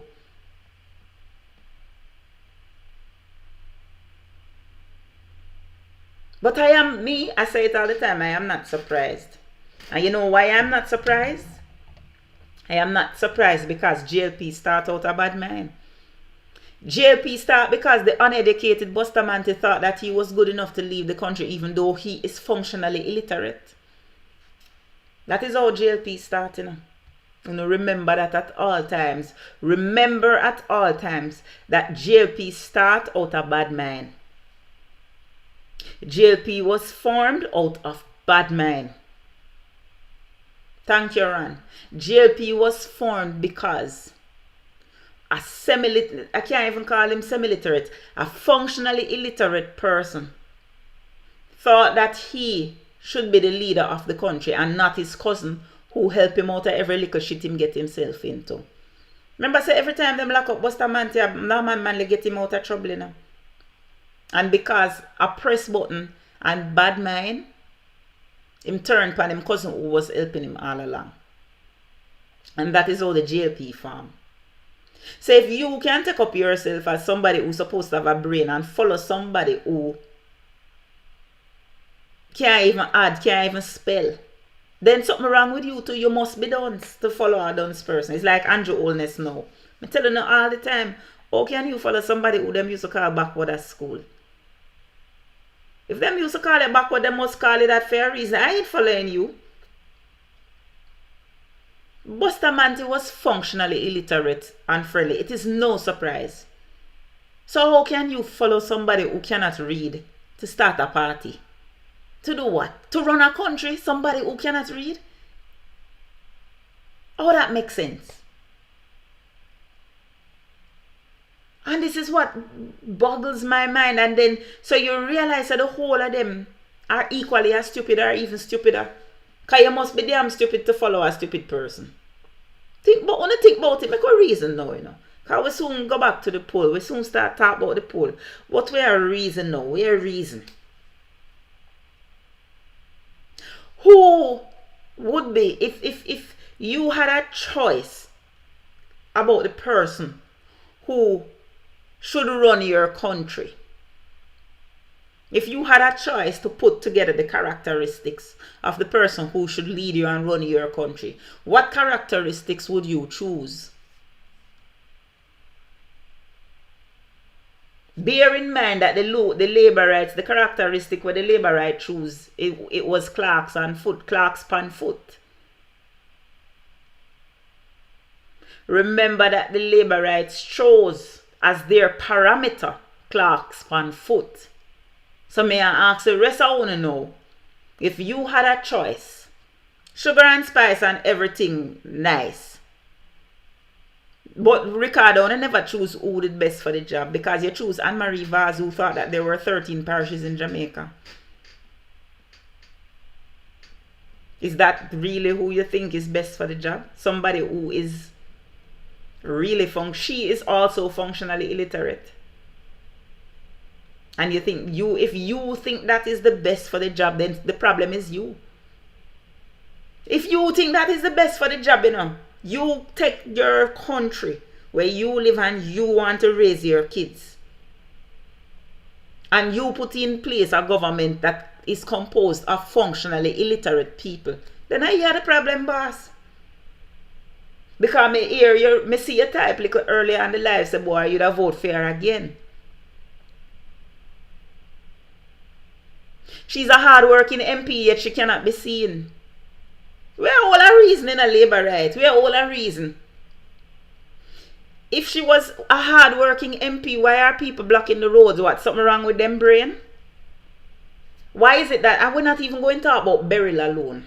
Make we go back to before BERYL now. Where the people them every minute all over the place protesting for lack of water, lack of resources. How is it that water is now being sold or whatever, given away, sold, whatever, in Eastern Portland? Where is the water that should be running through your pipes? In the parish that has the most water sources in the country. How is it that the MP has a water truck with her face on it while people have to be walking with water jug on them head? Where is all the water in your parish going?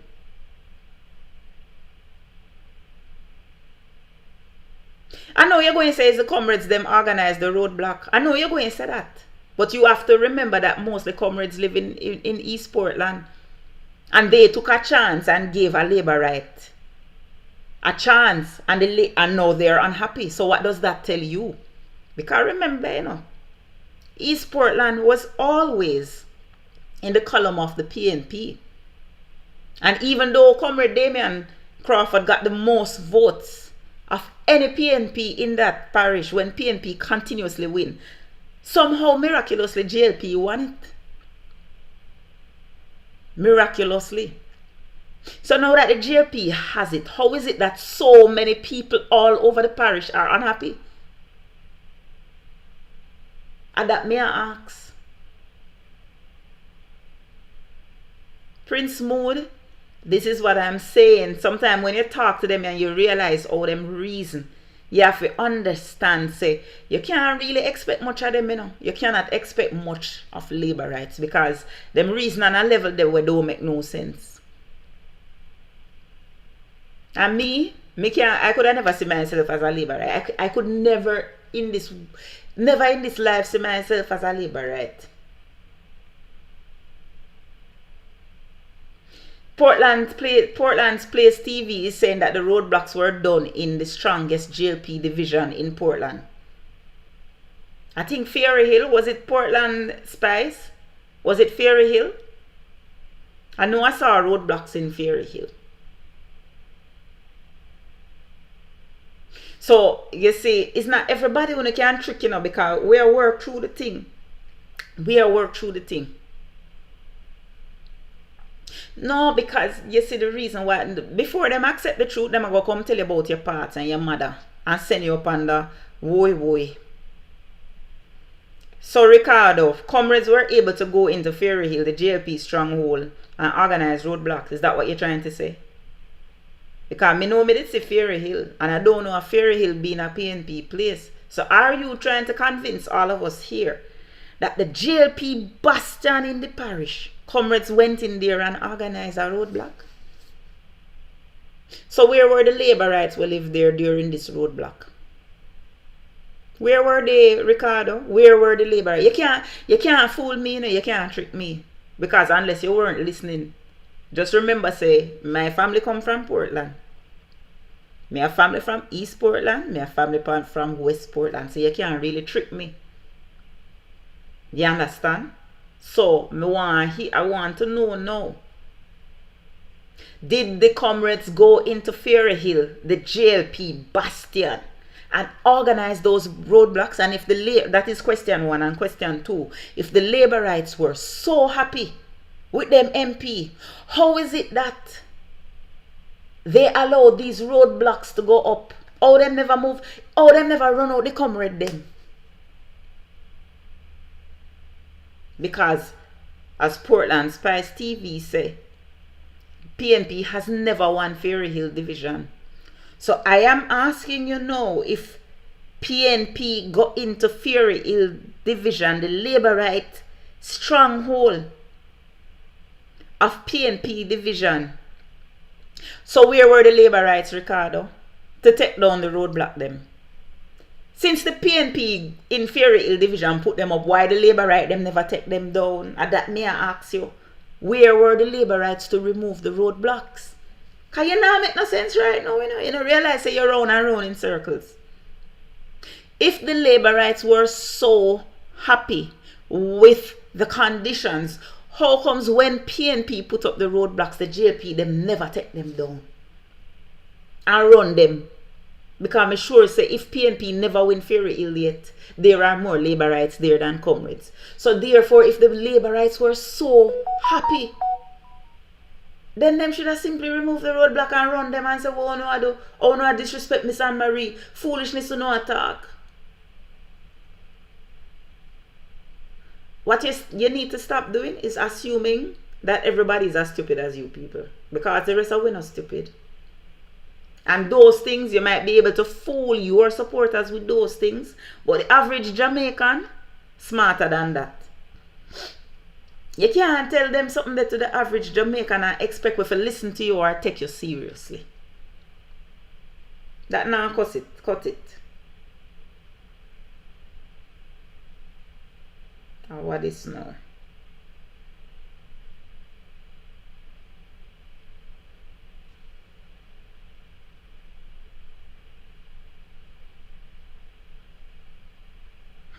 Yes, Papa.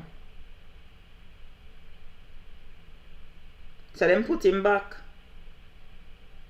The protests were, so me get a message from somebody in the constituency. These protests were organized by laborites. One of them called me at about 3:15 a.m. when they were blocking the roads. So that is somebody from Eastern Portland that is saying no, say that person is sure, so the laborite them organize it. Right? So are you saying therefore, Ricardo, that the PMP bigwigs went into the JLP strongholds and organized the JLP to block the road? Is that what you're saying, Ricardo? Because if PMP is able to organize the JLP, that is a serious indictment on you. If PMP can go into a laborite place and organize laborites to block the road, that is a serious indictment on you.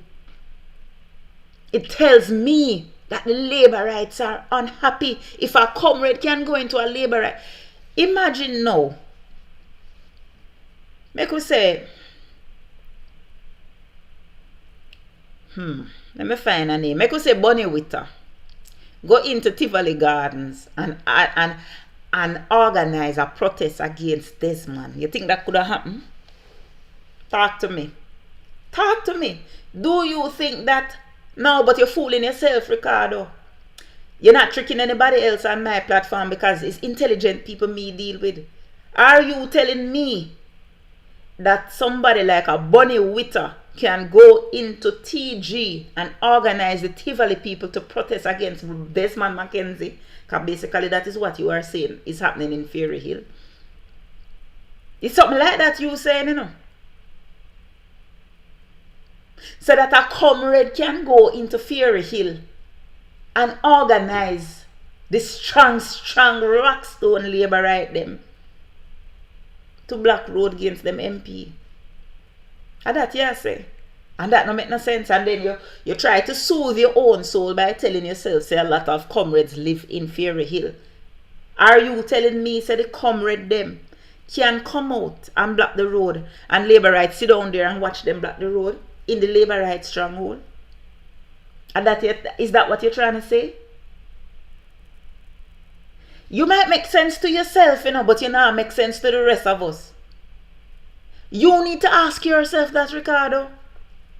You need to ask yourself why the laborite them in the laborite stronghold would have block road against them own MP. And that you need to ask yourself. You're asking the wrong person the question.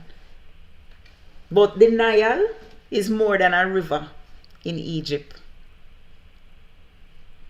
Denial is more than a river in Egypt. You need to ask yourself why the laborite them up a Fairy Hill would have get up and block the road against Anne-Marie. Ask yourself that. Ask yourself that. But we go back and talk about the poll them now.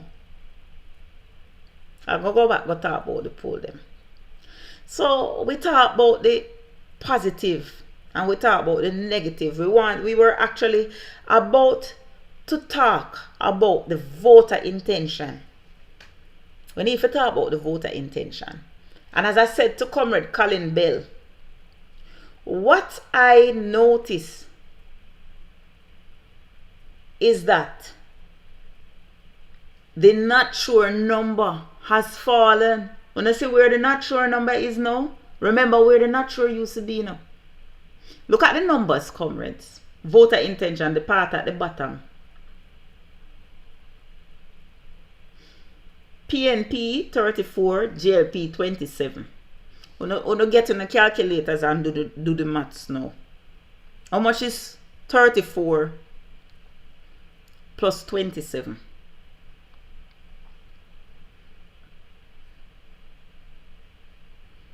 So that is 61%.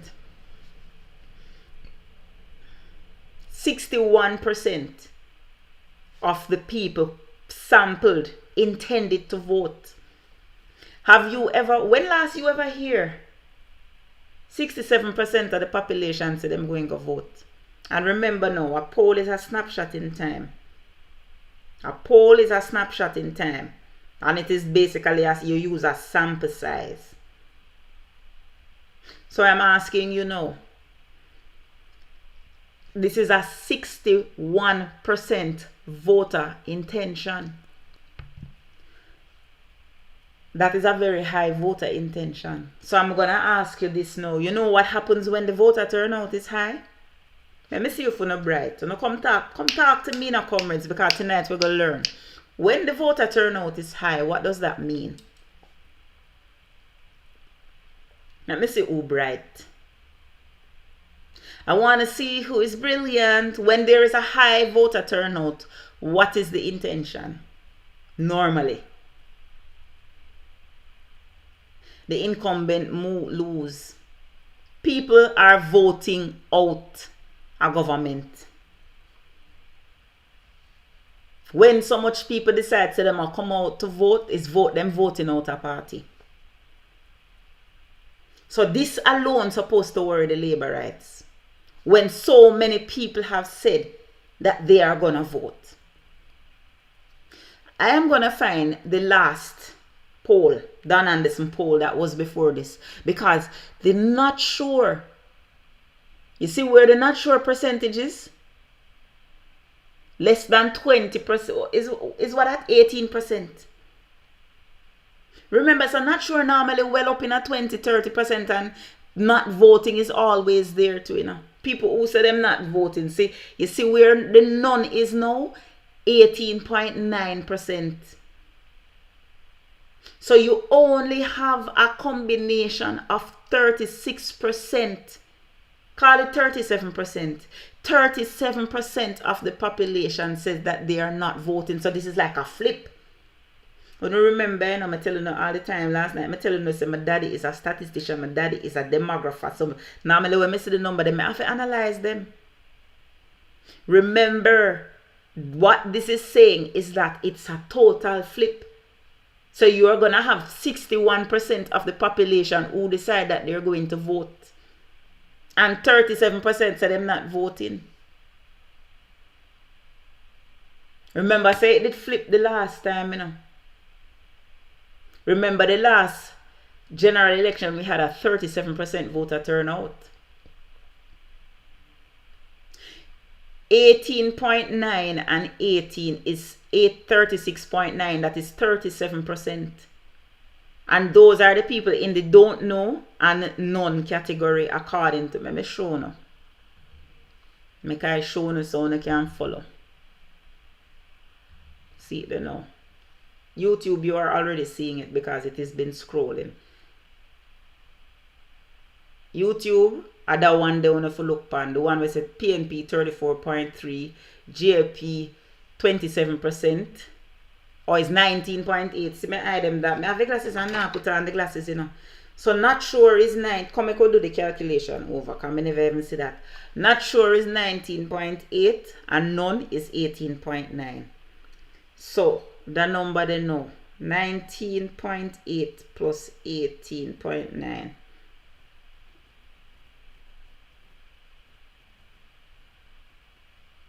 38.7. So right now there is a 38.7% of the population where out of them basically not interested in voting right now.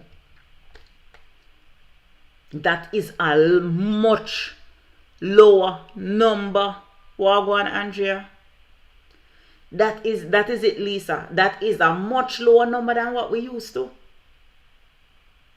Normally, remember, you know, the last election where ANJU Holness win 2020, we had a voter turnout of 37%. Make I check something now.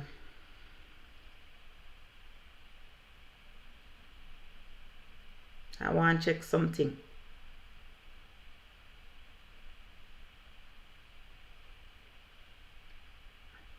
The last commission poll by the PNP, was the Dan Anderson poll, and that was April, right?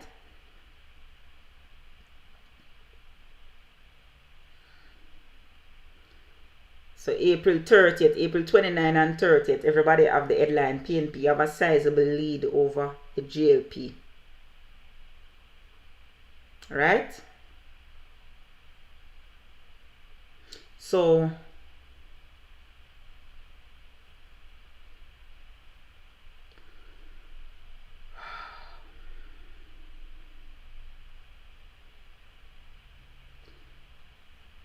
Everybody drop a little bit, to tell you the truth, you know.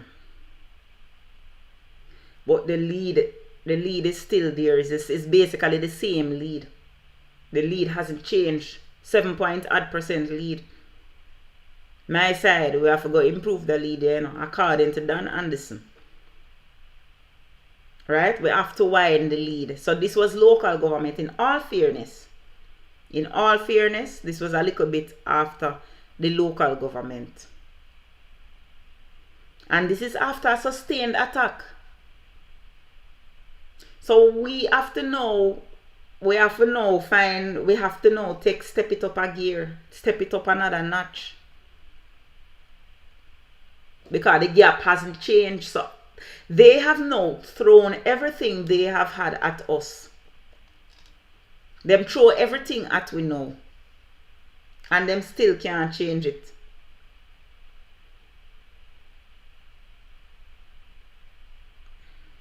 Right? Them still can't change it. 34% are E. So what we have to do, we have to find a way to chip at that number who are in the undecided or won't vote. We have to chip that number away. This is supposed to dishearten the labor rights. This is supposed to dishearten the labor rights. And in my opinion, there was a lull after the local government.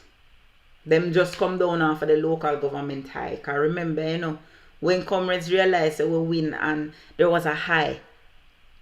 But I think now, going into conference season, no such step like that is not a landslide. That is not a landslide. 15% is a landslide, boss, not 7%. I think that now BERYL slow us down a little, but now is the perfect opportunity. We have an opportunity now. Because I'm telling you something. Now listen to me and listen to me good. Them are come with the money now, you know. Them are going to come with the money now. They are going to try and going to try flood the ground with money now. They want the people to forget that they are victimizing the people with the utilities and the resources.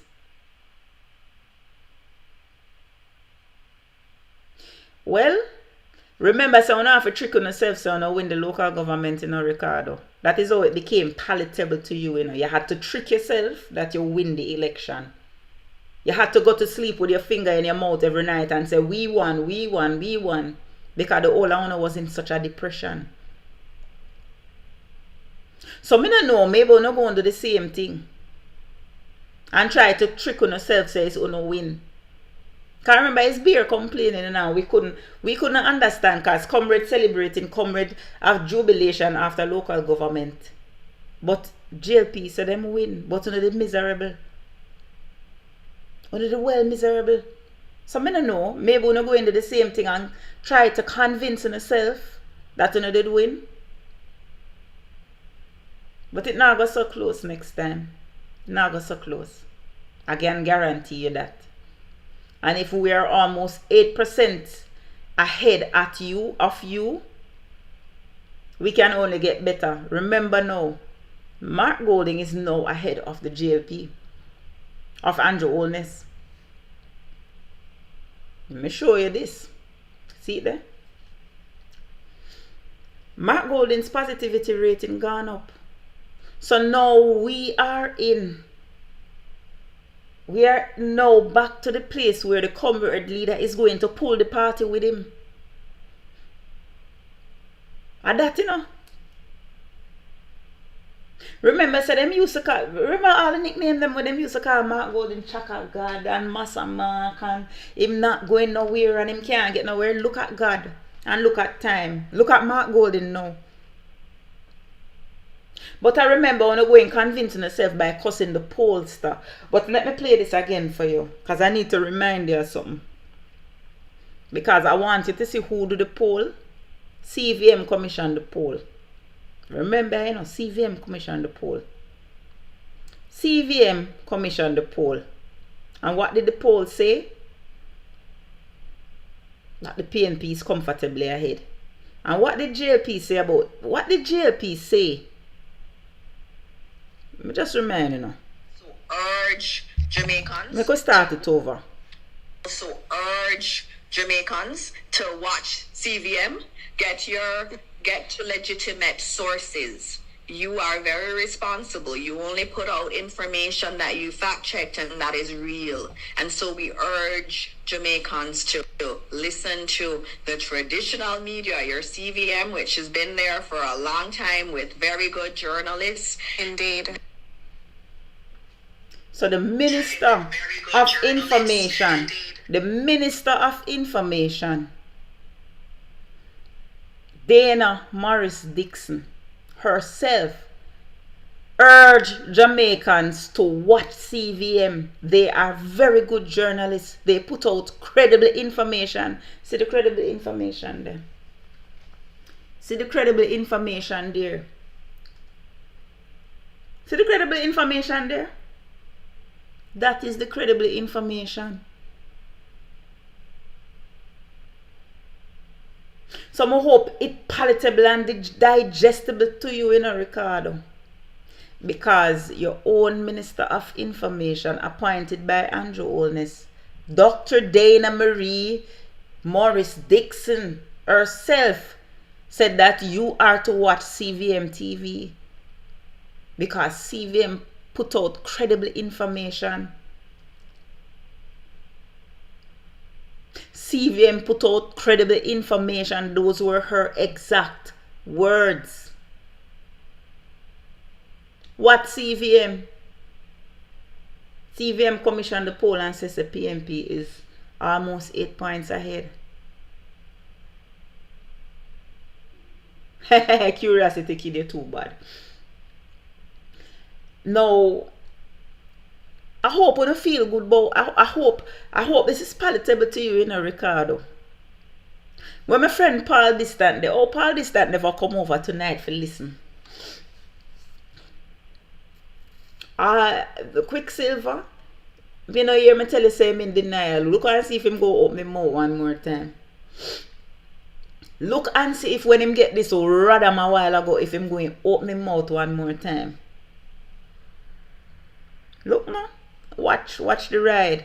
Reminds me of Biden and Trump. Remember how Trump used to hammer Biden?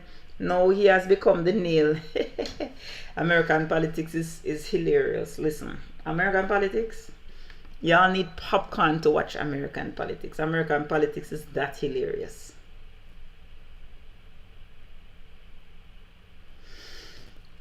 Andrew will lose his seat next election. Well, Glenn, I am open for that. Remember, we spoke to Comrade Paul Buck, We spoke to Comrade Paul Buck. And comrades, as I keep on saying to you, I want on this platform, so we talk to everybody, every single PNP representative between now and the end of the summer. Every one of them supposed to come on this platform. Ricardo, listen to me and listen to me good. The longer I want to take to call the election, the worse it going to be for you. Let me repeat that for you so you can understand what I'm saying. The longer you take, remember now, this is common sense, this is statistics. Remember, Mark Golding's trajectory is going up. The longer you take to call the election, the worse it is going to be for you. Because Mark Golding's trajectory is going up. The more people who get, every time Mark Golding, every time them poll Mark Golding, Mark Golding is doing better. Every time Mark Golding get polled, he's doing better. Him no level off yet. So if that is what you're trying to wait out, you have a next thing coming, because Mark Golding is going to reach him going to reach the point where him just pulling the entire party with him. Whether election due next year or not, you still not going to win. Whether it is due next year or not, you are still not going to win. Right? Because why? I'm going to show you why. Dan Anderson, PNP poll April 2024. And what this name now? Positivity rating.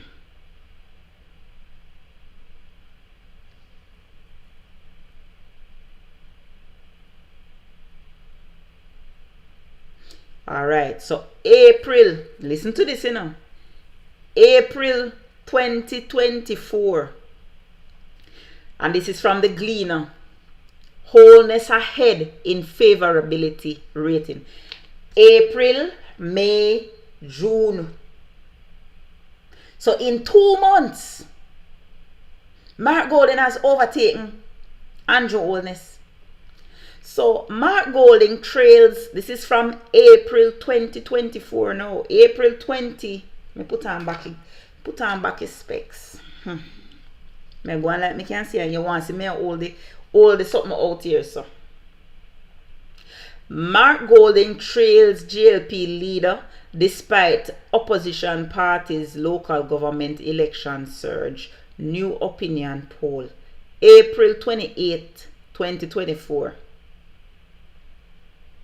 2 months after a strong showing in the local government elections in which the opposition People's National Party pulled out more votes than in 2020 general election, its president opposition leader Mark Golding still trails the Prime Minister ANJU Wholeness in favorability ratings.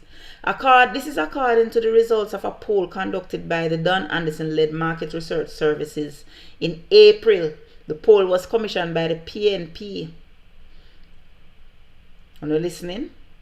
Wholeness leads in favorability index at 40% to Golding's 37%.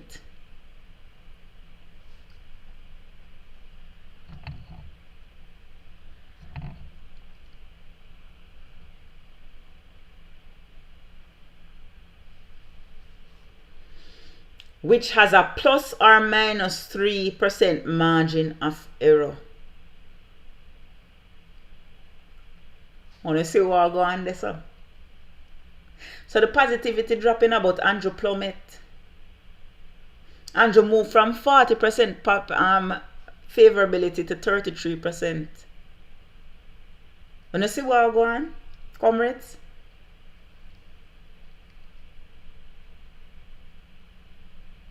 Some 18% had a negativity opinion of Mr. Golding compared to 31%.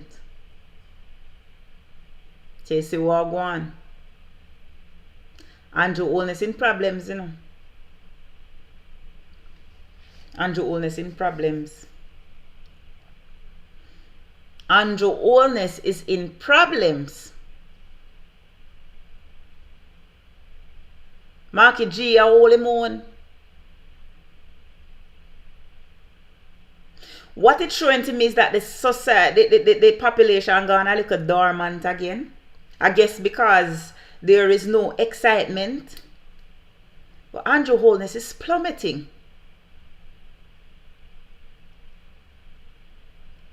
ANJU Wholeness is in serious trouble.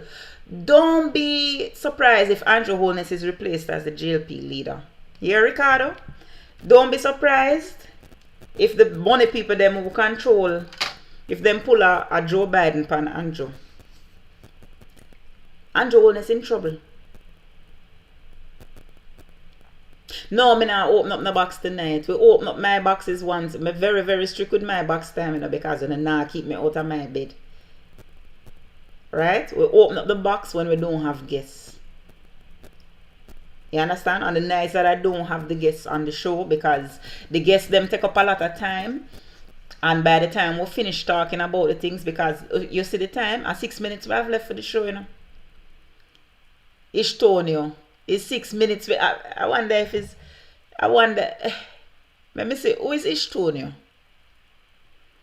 Who is Ishtonio? Tell me who you is Ishtonio. Let me see. Because normally I don't open my box when I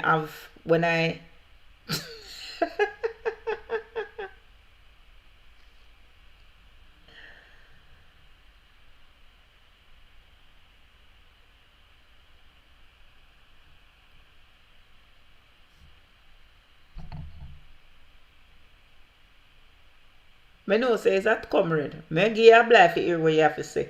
Cause it's 5 minutes to my bedtime and you now hold me out of my bed, you know, ish tone you. You now hold me out of my bed. You don't know me and my sleep. You see my eye them don't even recover yet. Me send you the invite. Me send you the invite. Me same one, man. Me same one. Alright.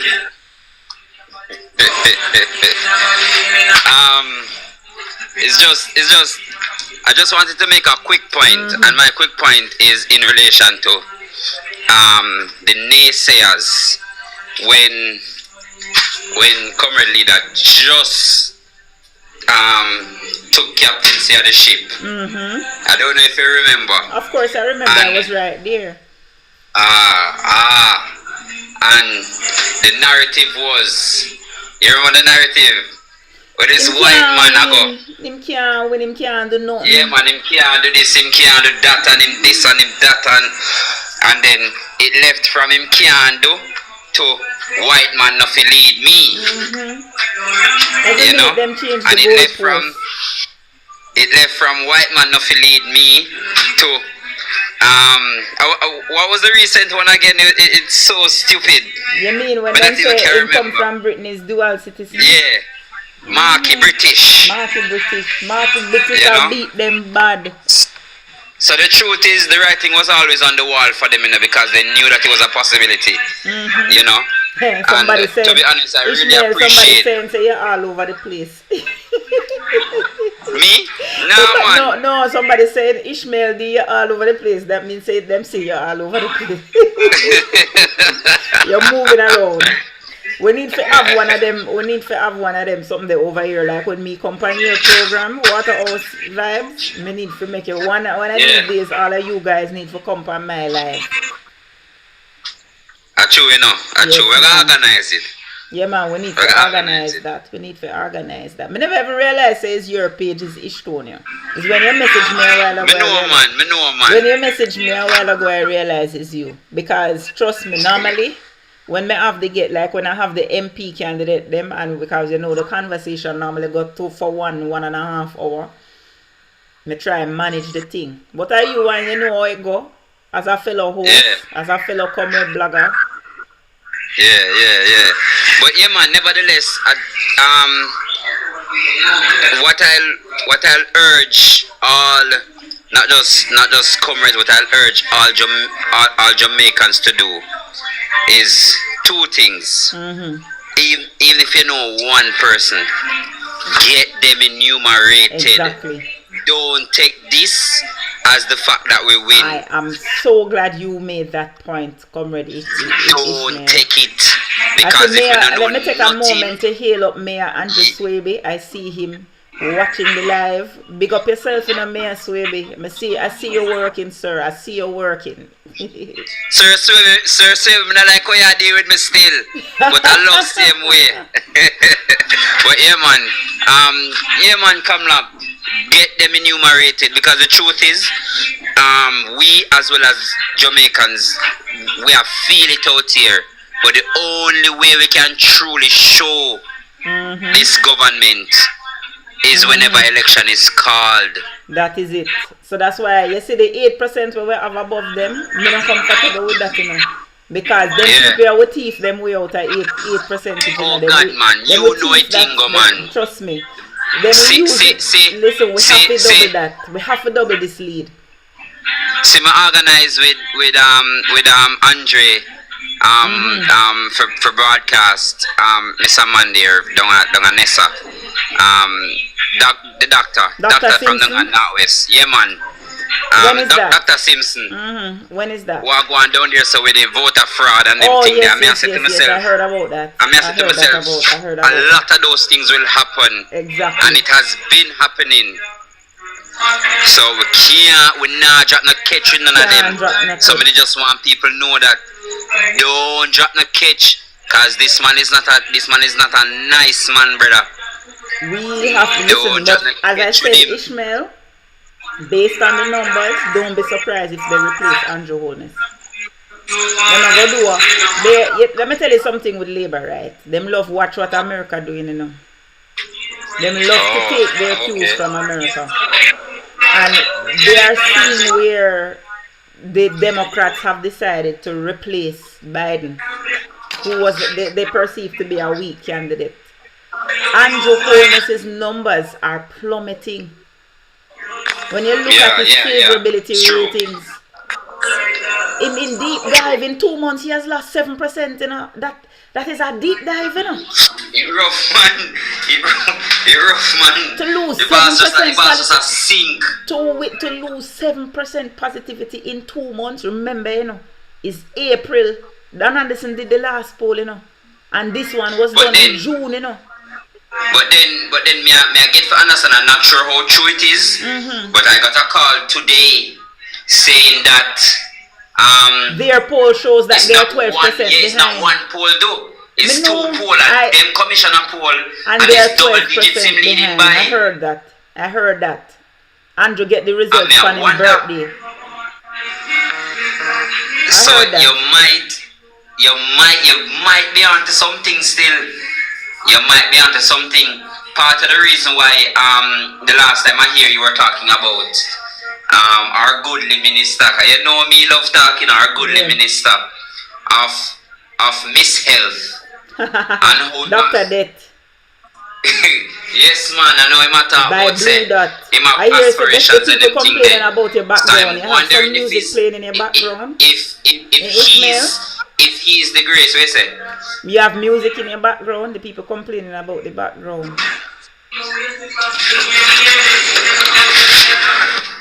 Better? Yeah. Yeah man, so I'm wondering if he is the replacement. No, but them can't replace somebody who but the problem is Christopher Tufton's ratings also going down. Oh. So me don't know. I think them probably going look at a Nigel. Because remember, you know, they're gonna try and emulate. They're going to try and emulate. And what they're gonna try and emulate is what is working in other places. Remember, so they're gonna look on the PNP and see, well, Mark Golding was fresh and new and he came in, right?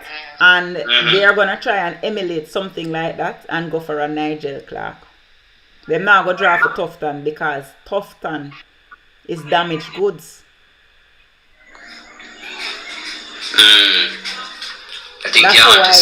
That's how I see it. They were considering Tufton, you know, but them realize now say Tufton and Andrew ratings are go down. Andrew, but this is measurable. That's the thing about it. Where we haven't seen Tufton's ratings measurably, we're seeing Andrew ratings measurably. This is 60 days to lose 7%. 7% is a whole heap to lose in 2 months, you know, 60 days. Right. I mean, considering where Mark is actually coming from, at 12% Mark come from, you know. Exactly. This is what they now understand. Mark Golding is coming from 12%, and even though them attack him about him dual citizenship and everything, Mark Golding is still growing from strength to strength. This is scary for them. You know, to say the whole of them discombobulated. Paul, this time my LABOURITE friend want go on. Yeah, alright. Cause last night him over here active and strong and thing, you know. Him barely has said nothing tonight. Paul, you alright? You alright, my friend? Me I notice the mainstream media now carry do. What kind of style that? Well, in all fairness, the poll was commissioned by CVM. So they are responsible for it. The last poll that was commissioned was by the PNP. So we distributed it and gave the permission for all of them to carry it. CVM now, them do it for their own purposes. Even when RGR do a poll, you know, you have to remember, say it's RGR group alone. Yeah, in conjunction with Dan Anderson. Exactly. Oh. So it's who commissioned that the makes poll, sense then. own the poll. So this is CVM commissioned poll. Which makes it all the more scary now, because it's not even it's not even 3 weeks ago. Them a beat the blogger them bad. And say CVM is incredible. I played the clip. Mama Lady Dora. I call her Dora. Everybody call her Dora the Explorer. Everybody been calling her Dora the Explorer. But I just played the clip. Not so long ago. I played the clip of her saying exactly that. I'm gonna play it one more time for those who never hear, especially Labour right them in the back. So urge Jamaicans to watch CVM. Get to legitimate sources. You are very responsible. You only put out information that you fact checked and that is real. And so we urge Jamaicans to listen to the traditional media, your CVM, which has been there for a long time with very good journalists. Indeed. Okay. So she cannot say, after a statement like that, she cannot discredit, none of them can discredit the poll. That is the beauty about it. None of them can discredit I think absolutely interesting times ahead in the next 3 months, you know. Tell you. Interesting times. Me to tell you. Somebody type says blue dot poll have them 12% behind. Me Jesus. Hey. Whoa. Well, make us see. So I guess CBM will try to dissect it, and we will definitely be there. But I want to see what the government will say about it. If them really not gonna say nothing. They're not going to. They're not going to. Right now, they might try figure out how they might go PR this, and them not come up with a PR. Them don't come up with a strategy yet. Andrew need to realize that him is the problem. No, him not got that, you know. I know him not got that. Narcissist. Him man too arrogant for that. He's a narcissist, but he needs to realize that he is the real problem.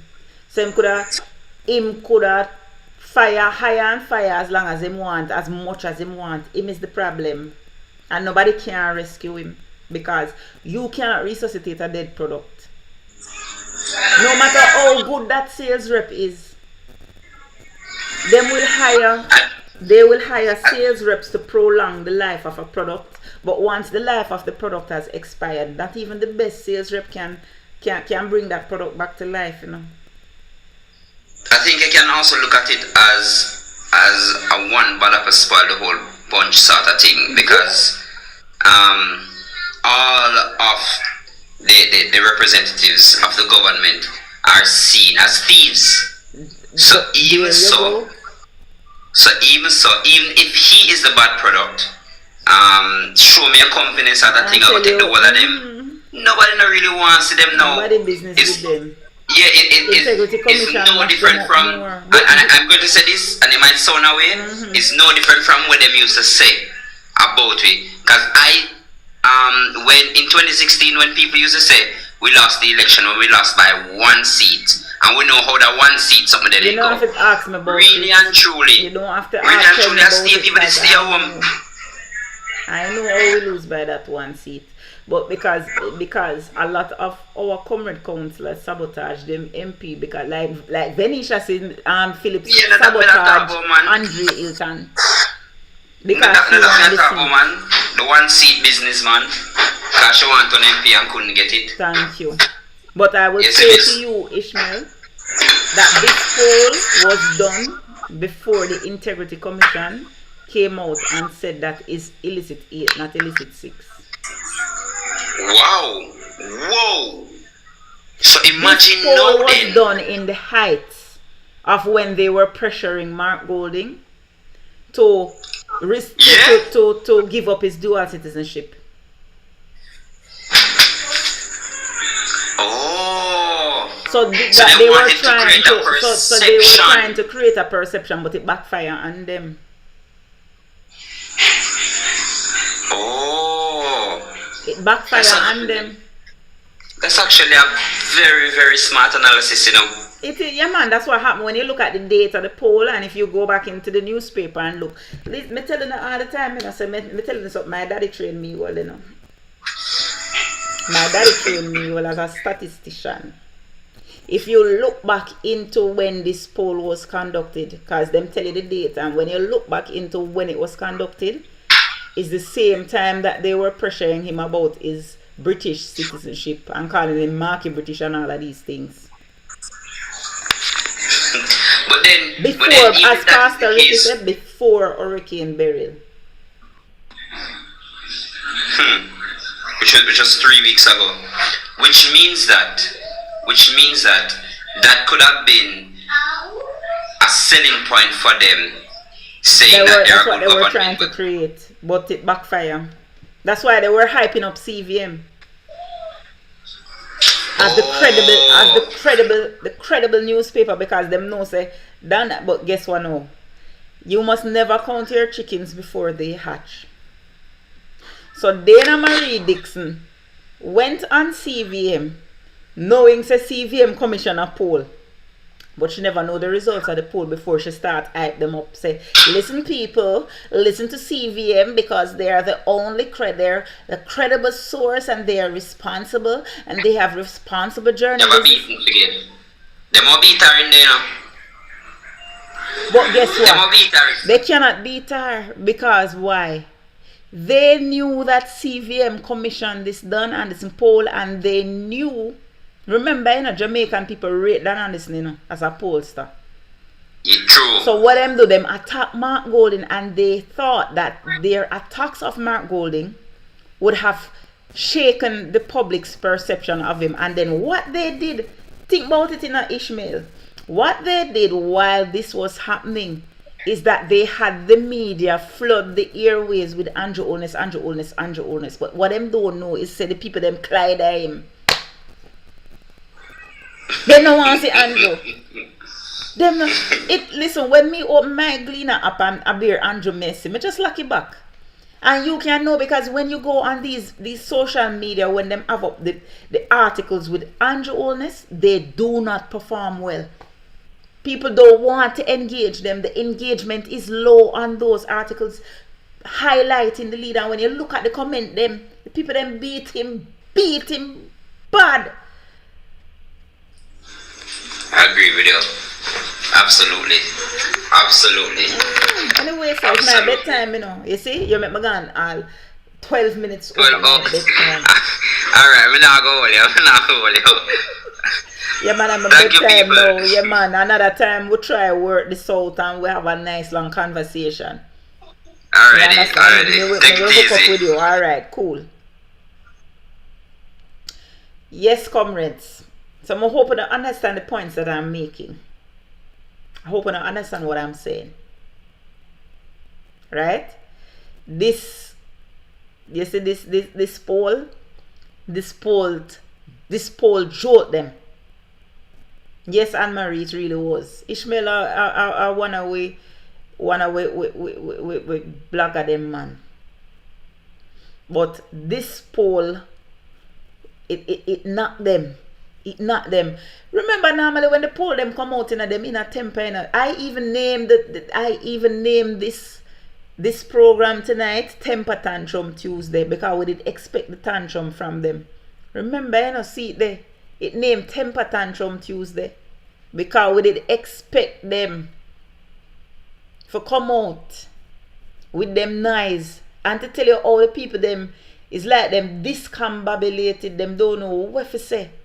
It's Temper Tantrum Tuesday. There's something them because we expect them for throw a hand. We waited, we been and wait upon them. I know nothing. Nothing to rot it, nothing. Not a peep out of them. To all them shame. The people them dry up. The people them dry right up. Them don't know what to do. Them do. It's like them not come out with nothing yet. You ever hear labor rights so quiet for so long yet? It's not. Why, Diego? I don't think it's Bex them Bex. I think they're stunned. Because remember, you know, say every single, it mashed them up unfriendly. Remember, say every single one of them come out and attack Mark Golding about him dual citizenship, you know. Them come one by one and attack him, you know. Because this was mission do or die for them, you know. This was mission do or die for them. And when it failed, the people them don't know what to do. I'm sorry for them. Me? Sorry for them. Because them straight out of idea. Them don't know what else to do. Them don't know what else to do. This was it for them. This was it for them. You know, realize that them not even spend up the $9 million. They know that they are going to lose. So them not spend no money. Them not giving a soul $1 out of the money. Them sorry for the labor right them. You're not getting nothing. Because the people them see them loses. And them know so them not get no more payday after this. So them are going to hold on to that. They are going to hold on to that money for dear life because they know that this is the last of it. Them fill them craw with it, Pastor Ricky. This is the last of the money, so them have to fill up them craw good. Michael, this is the point I'm making. There comes a point. There comes a time when you cannot buy enough people to close the gap. You cannot buy enough people to close that gap.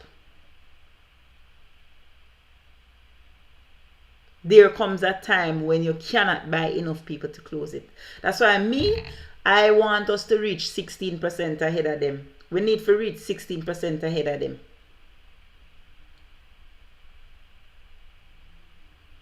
Don't be surprised. Comrades is the last thing I'm saying before I sign off because it's my bedtime and I need to talk to my son because my son asleep at airport another night.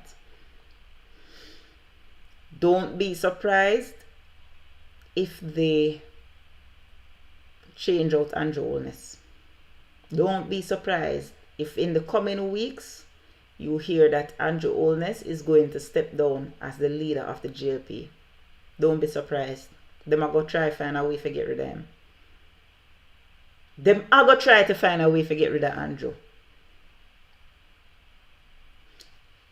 I can bet you and win you. So right now, people are in the GLP are contemplating how they are going to get ANJU Wellness to step aside. Them are going to try a Joe Biden with him. Anyway, you know, comrades, you don't know it go. It's bedtime. This, I would not want to be a labor right tonight. Paul, you come back. I wouldn't want to be a labor right tonight. I wouldn't want to be a labor right tonight. So labor right, you're not supposed to sleep tonight. You know, Paul, I have something to play for you before I go. I have something to play for you before I go, Paul. Paul, you there? Paul, you there? I want to show you something. I want to show you this. And then I'm going to play you something. I'm going to play you something, you know, Paul. Make sure that you are there. I want you to listen good, you know. We also urge Jamaicans to watch CVM. Get to legitimate sources. You are very responsible. You only put out information that you fact checked and that is real. And so we urge Jamaicans to listen to the traditional media, your CVM, which has been there for a long time with very good journalists. Indeed. Okay, so you hear that, Paul? Listen to CVM. What CVM? This was Dr. Dana Marie Morris Dixon, your Minister of Information, and she says that you must watch CVM, listen to CVM. Right, Paul? That is what Dana said, and see CVM there. See CVM there, Paul? See CVM there? Don Anderson poll results. Don Anderson poll results. Positivity rating. Mark Golding 35.2%. ANJU Wellness, all with the glasses me can't see. Me can't, let me read it off of the phone. ANJU Wellness 30, what is 31.8? 33.8. So 35.2 to 33.8. Negative rating, Mark Golding 26.2, ANJU Wellness 37. Vote. This is the most important part you need to listen to in a Paul Distant.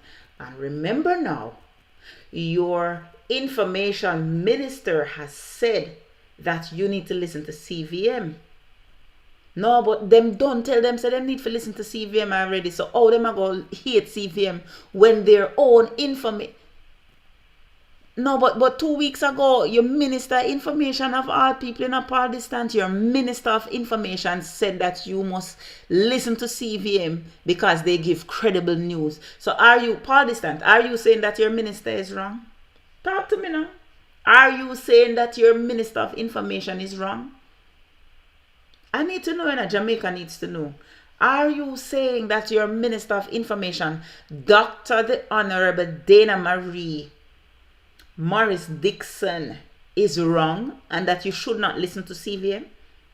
And it is not credible because you want to hear the clip again? You want to hear it one more time before I go to bed because I'm a bedtime? Do you want me to play it again for you? I can play it again, you know. Make a play it again. I know this one.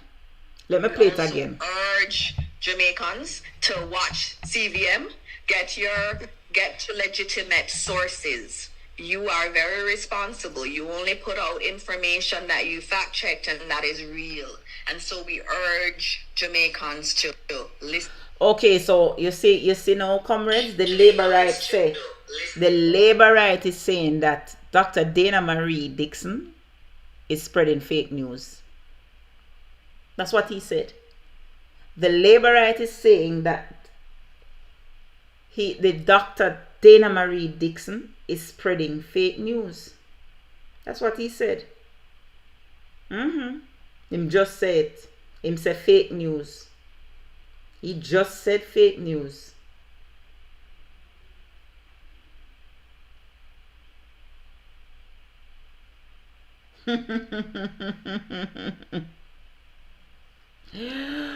Boy, anyway, comrades, it's time for the trumpet, you know. God, this is funny. This is hilarious. This is what you call not hilarious, you know, hilarious. You know, oh, me a liar. Also, how you a liar. Okay, Paul, so you don't want to listen to the, you know that it's a video, right? It's on my page, you know, so what you need to do is come out of the live and go on my page and watch the video yourself. Because it's not a voice, you know, it's an actual video where you can actually see her. So maybe you don't want to believe me because I'm a liar. Maybe if you see, well, probably you won't believe your lying eyes either. Maybe you won't believe your lying eyes. Maybe you won't even believe your lying eyes. But okay, if you say so.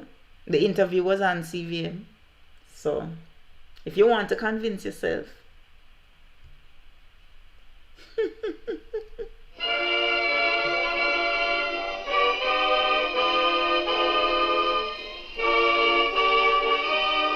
Proud comrade. The trumpet has sounded, my countrymen all, so awake from your slumber and answer the call. The torch has been lighted, the dawn is at hand. Who joins in the fight for his own native land? Land of my birth, I pledge to thee, loyal and faithful. Comrades, that is it. Well, Paul, this time is you. Come over here, you know. So since the song is repulsive, you can go and listen to Dana Marie Dixon talking about CVM's credibility. Alright, that's a better song for you. Comrades, enjoy the night, you know. Me I go talk to my son and go on my bed. Because my day I fret over my egg. So big up on yourself. Until tomorrow. Alright, we'll be on tomorrow. Don't know who the guest going to be yet, but we will be here. Alright, 7:30 sharp. See you then.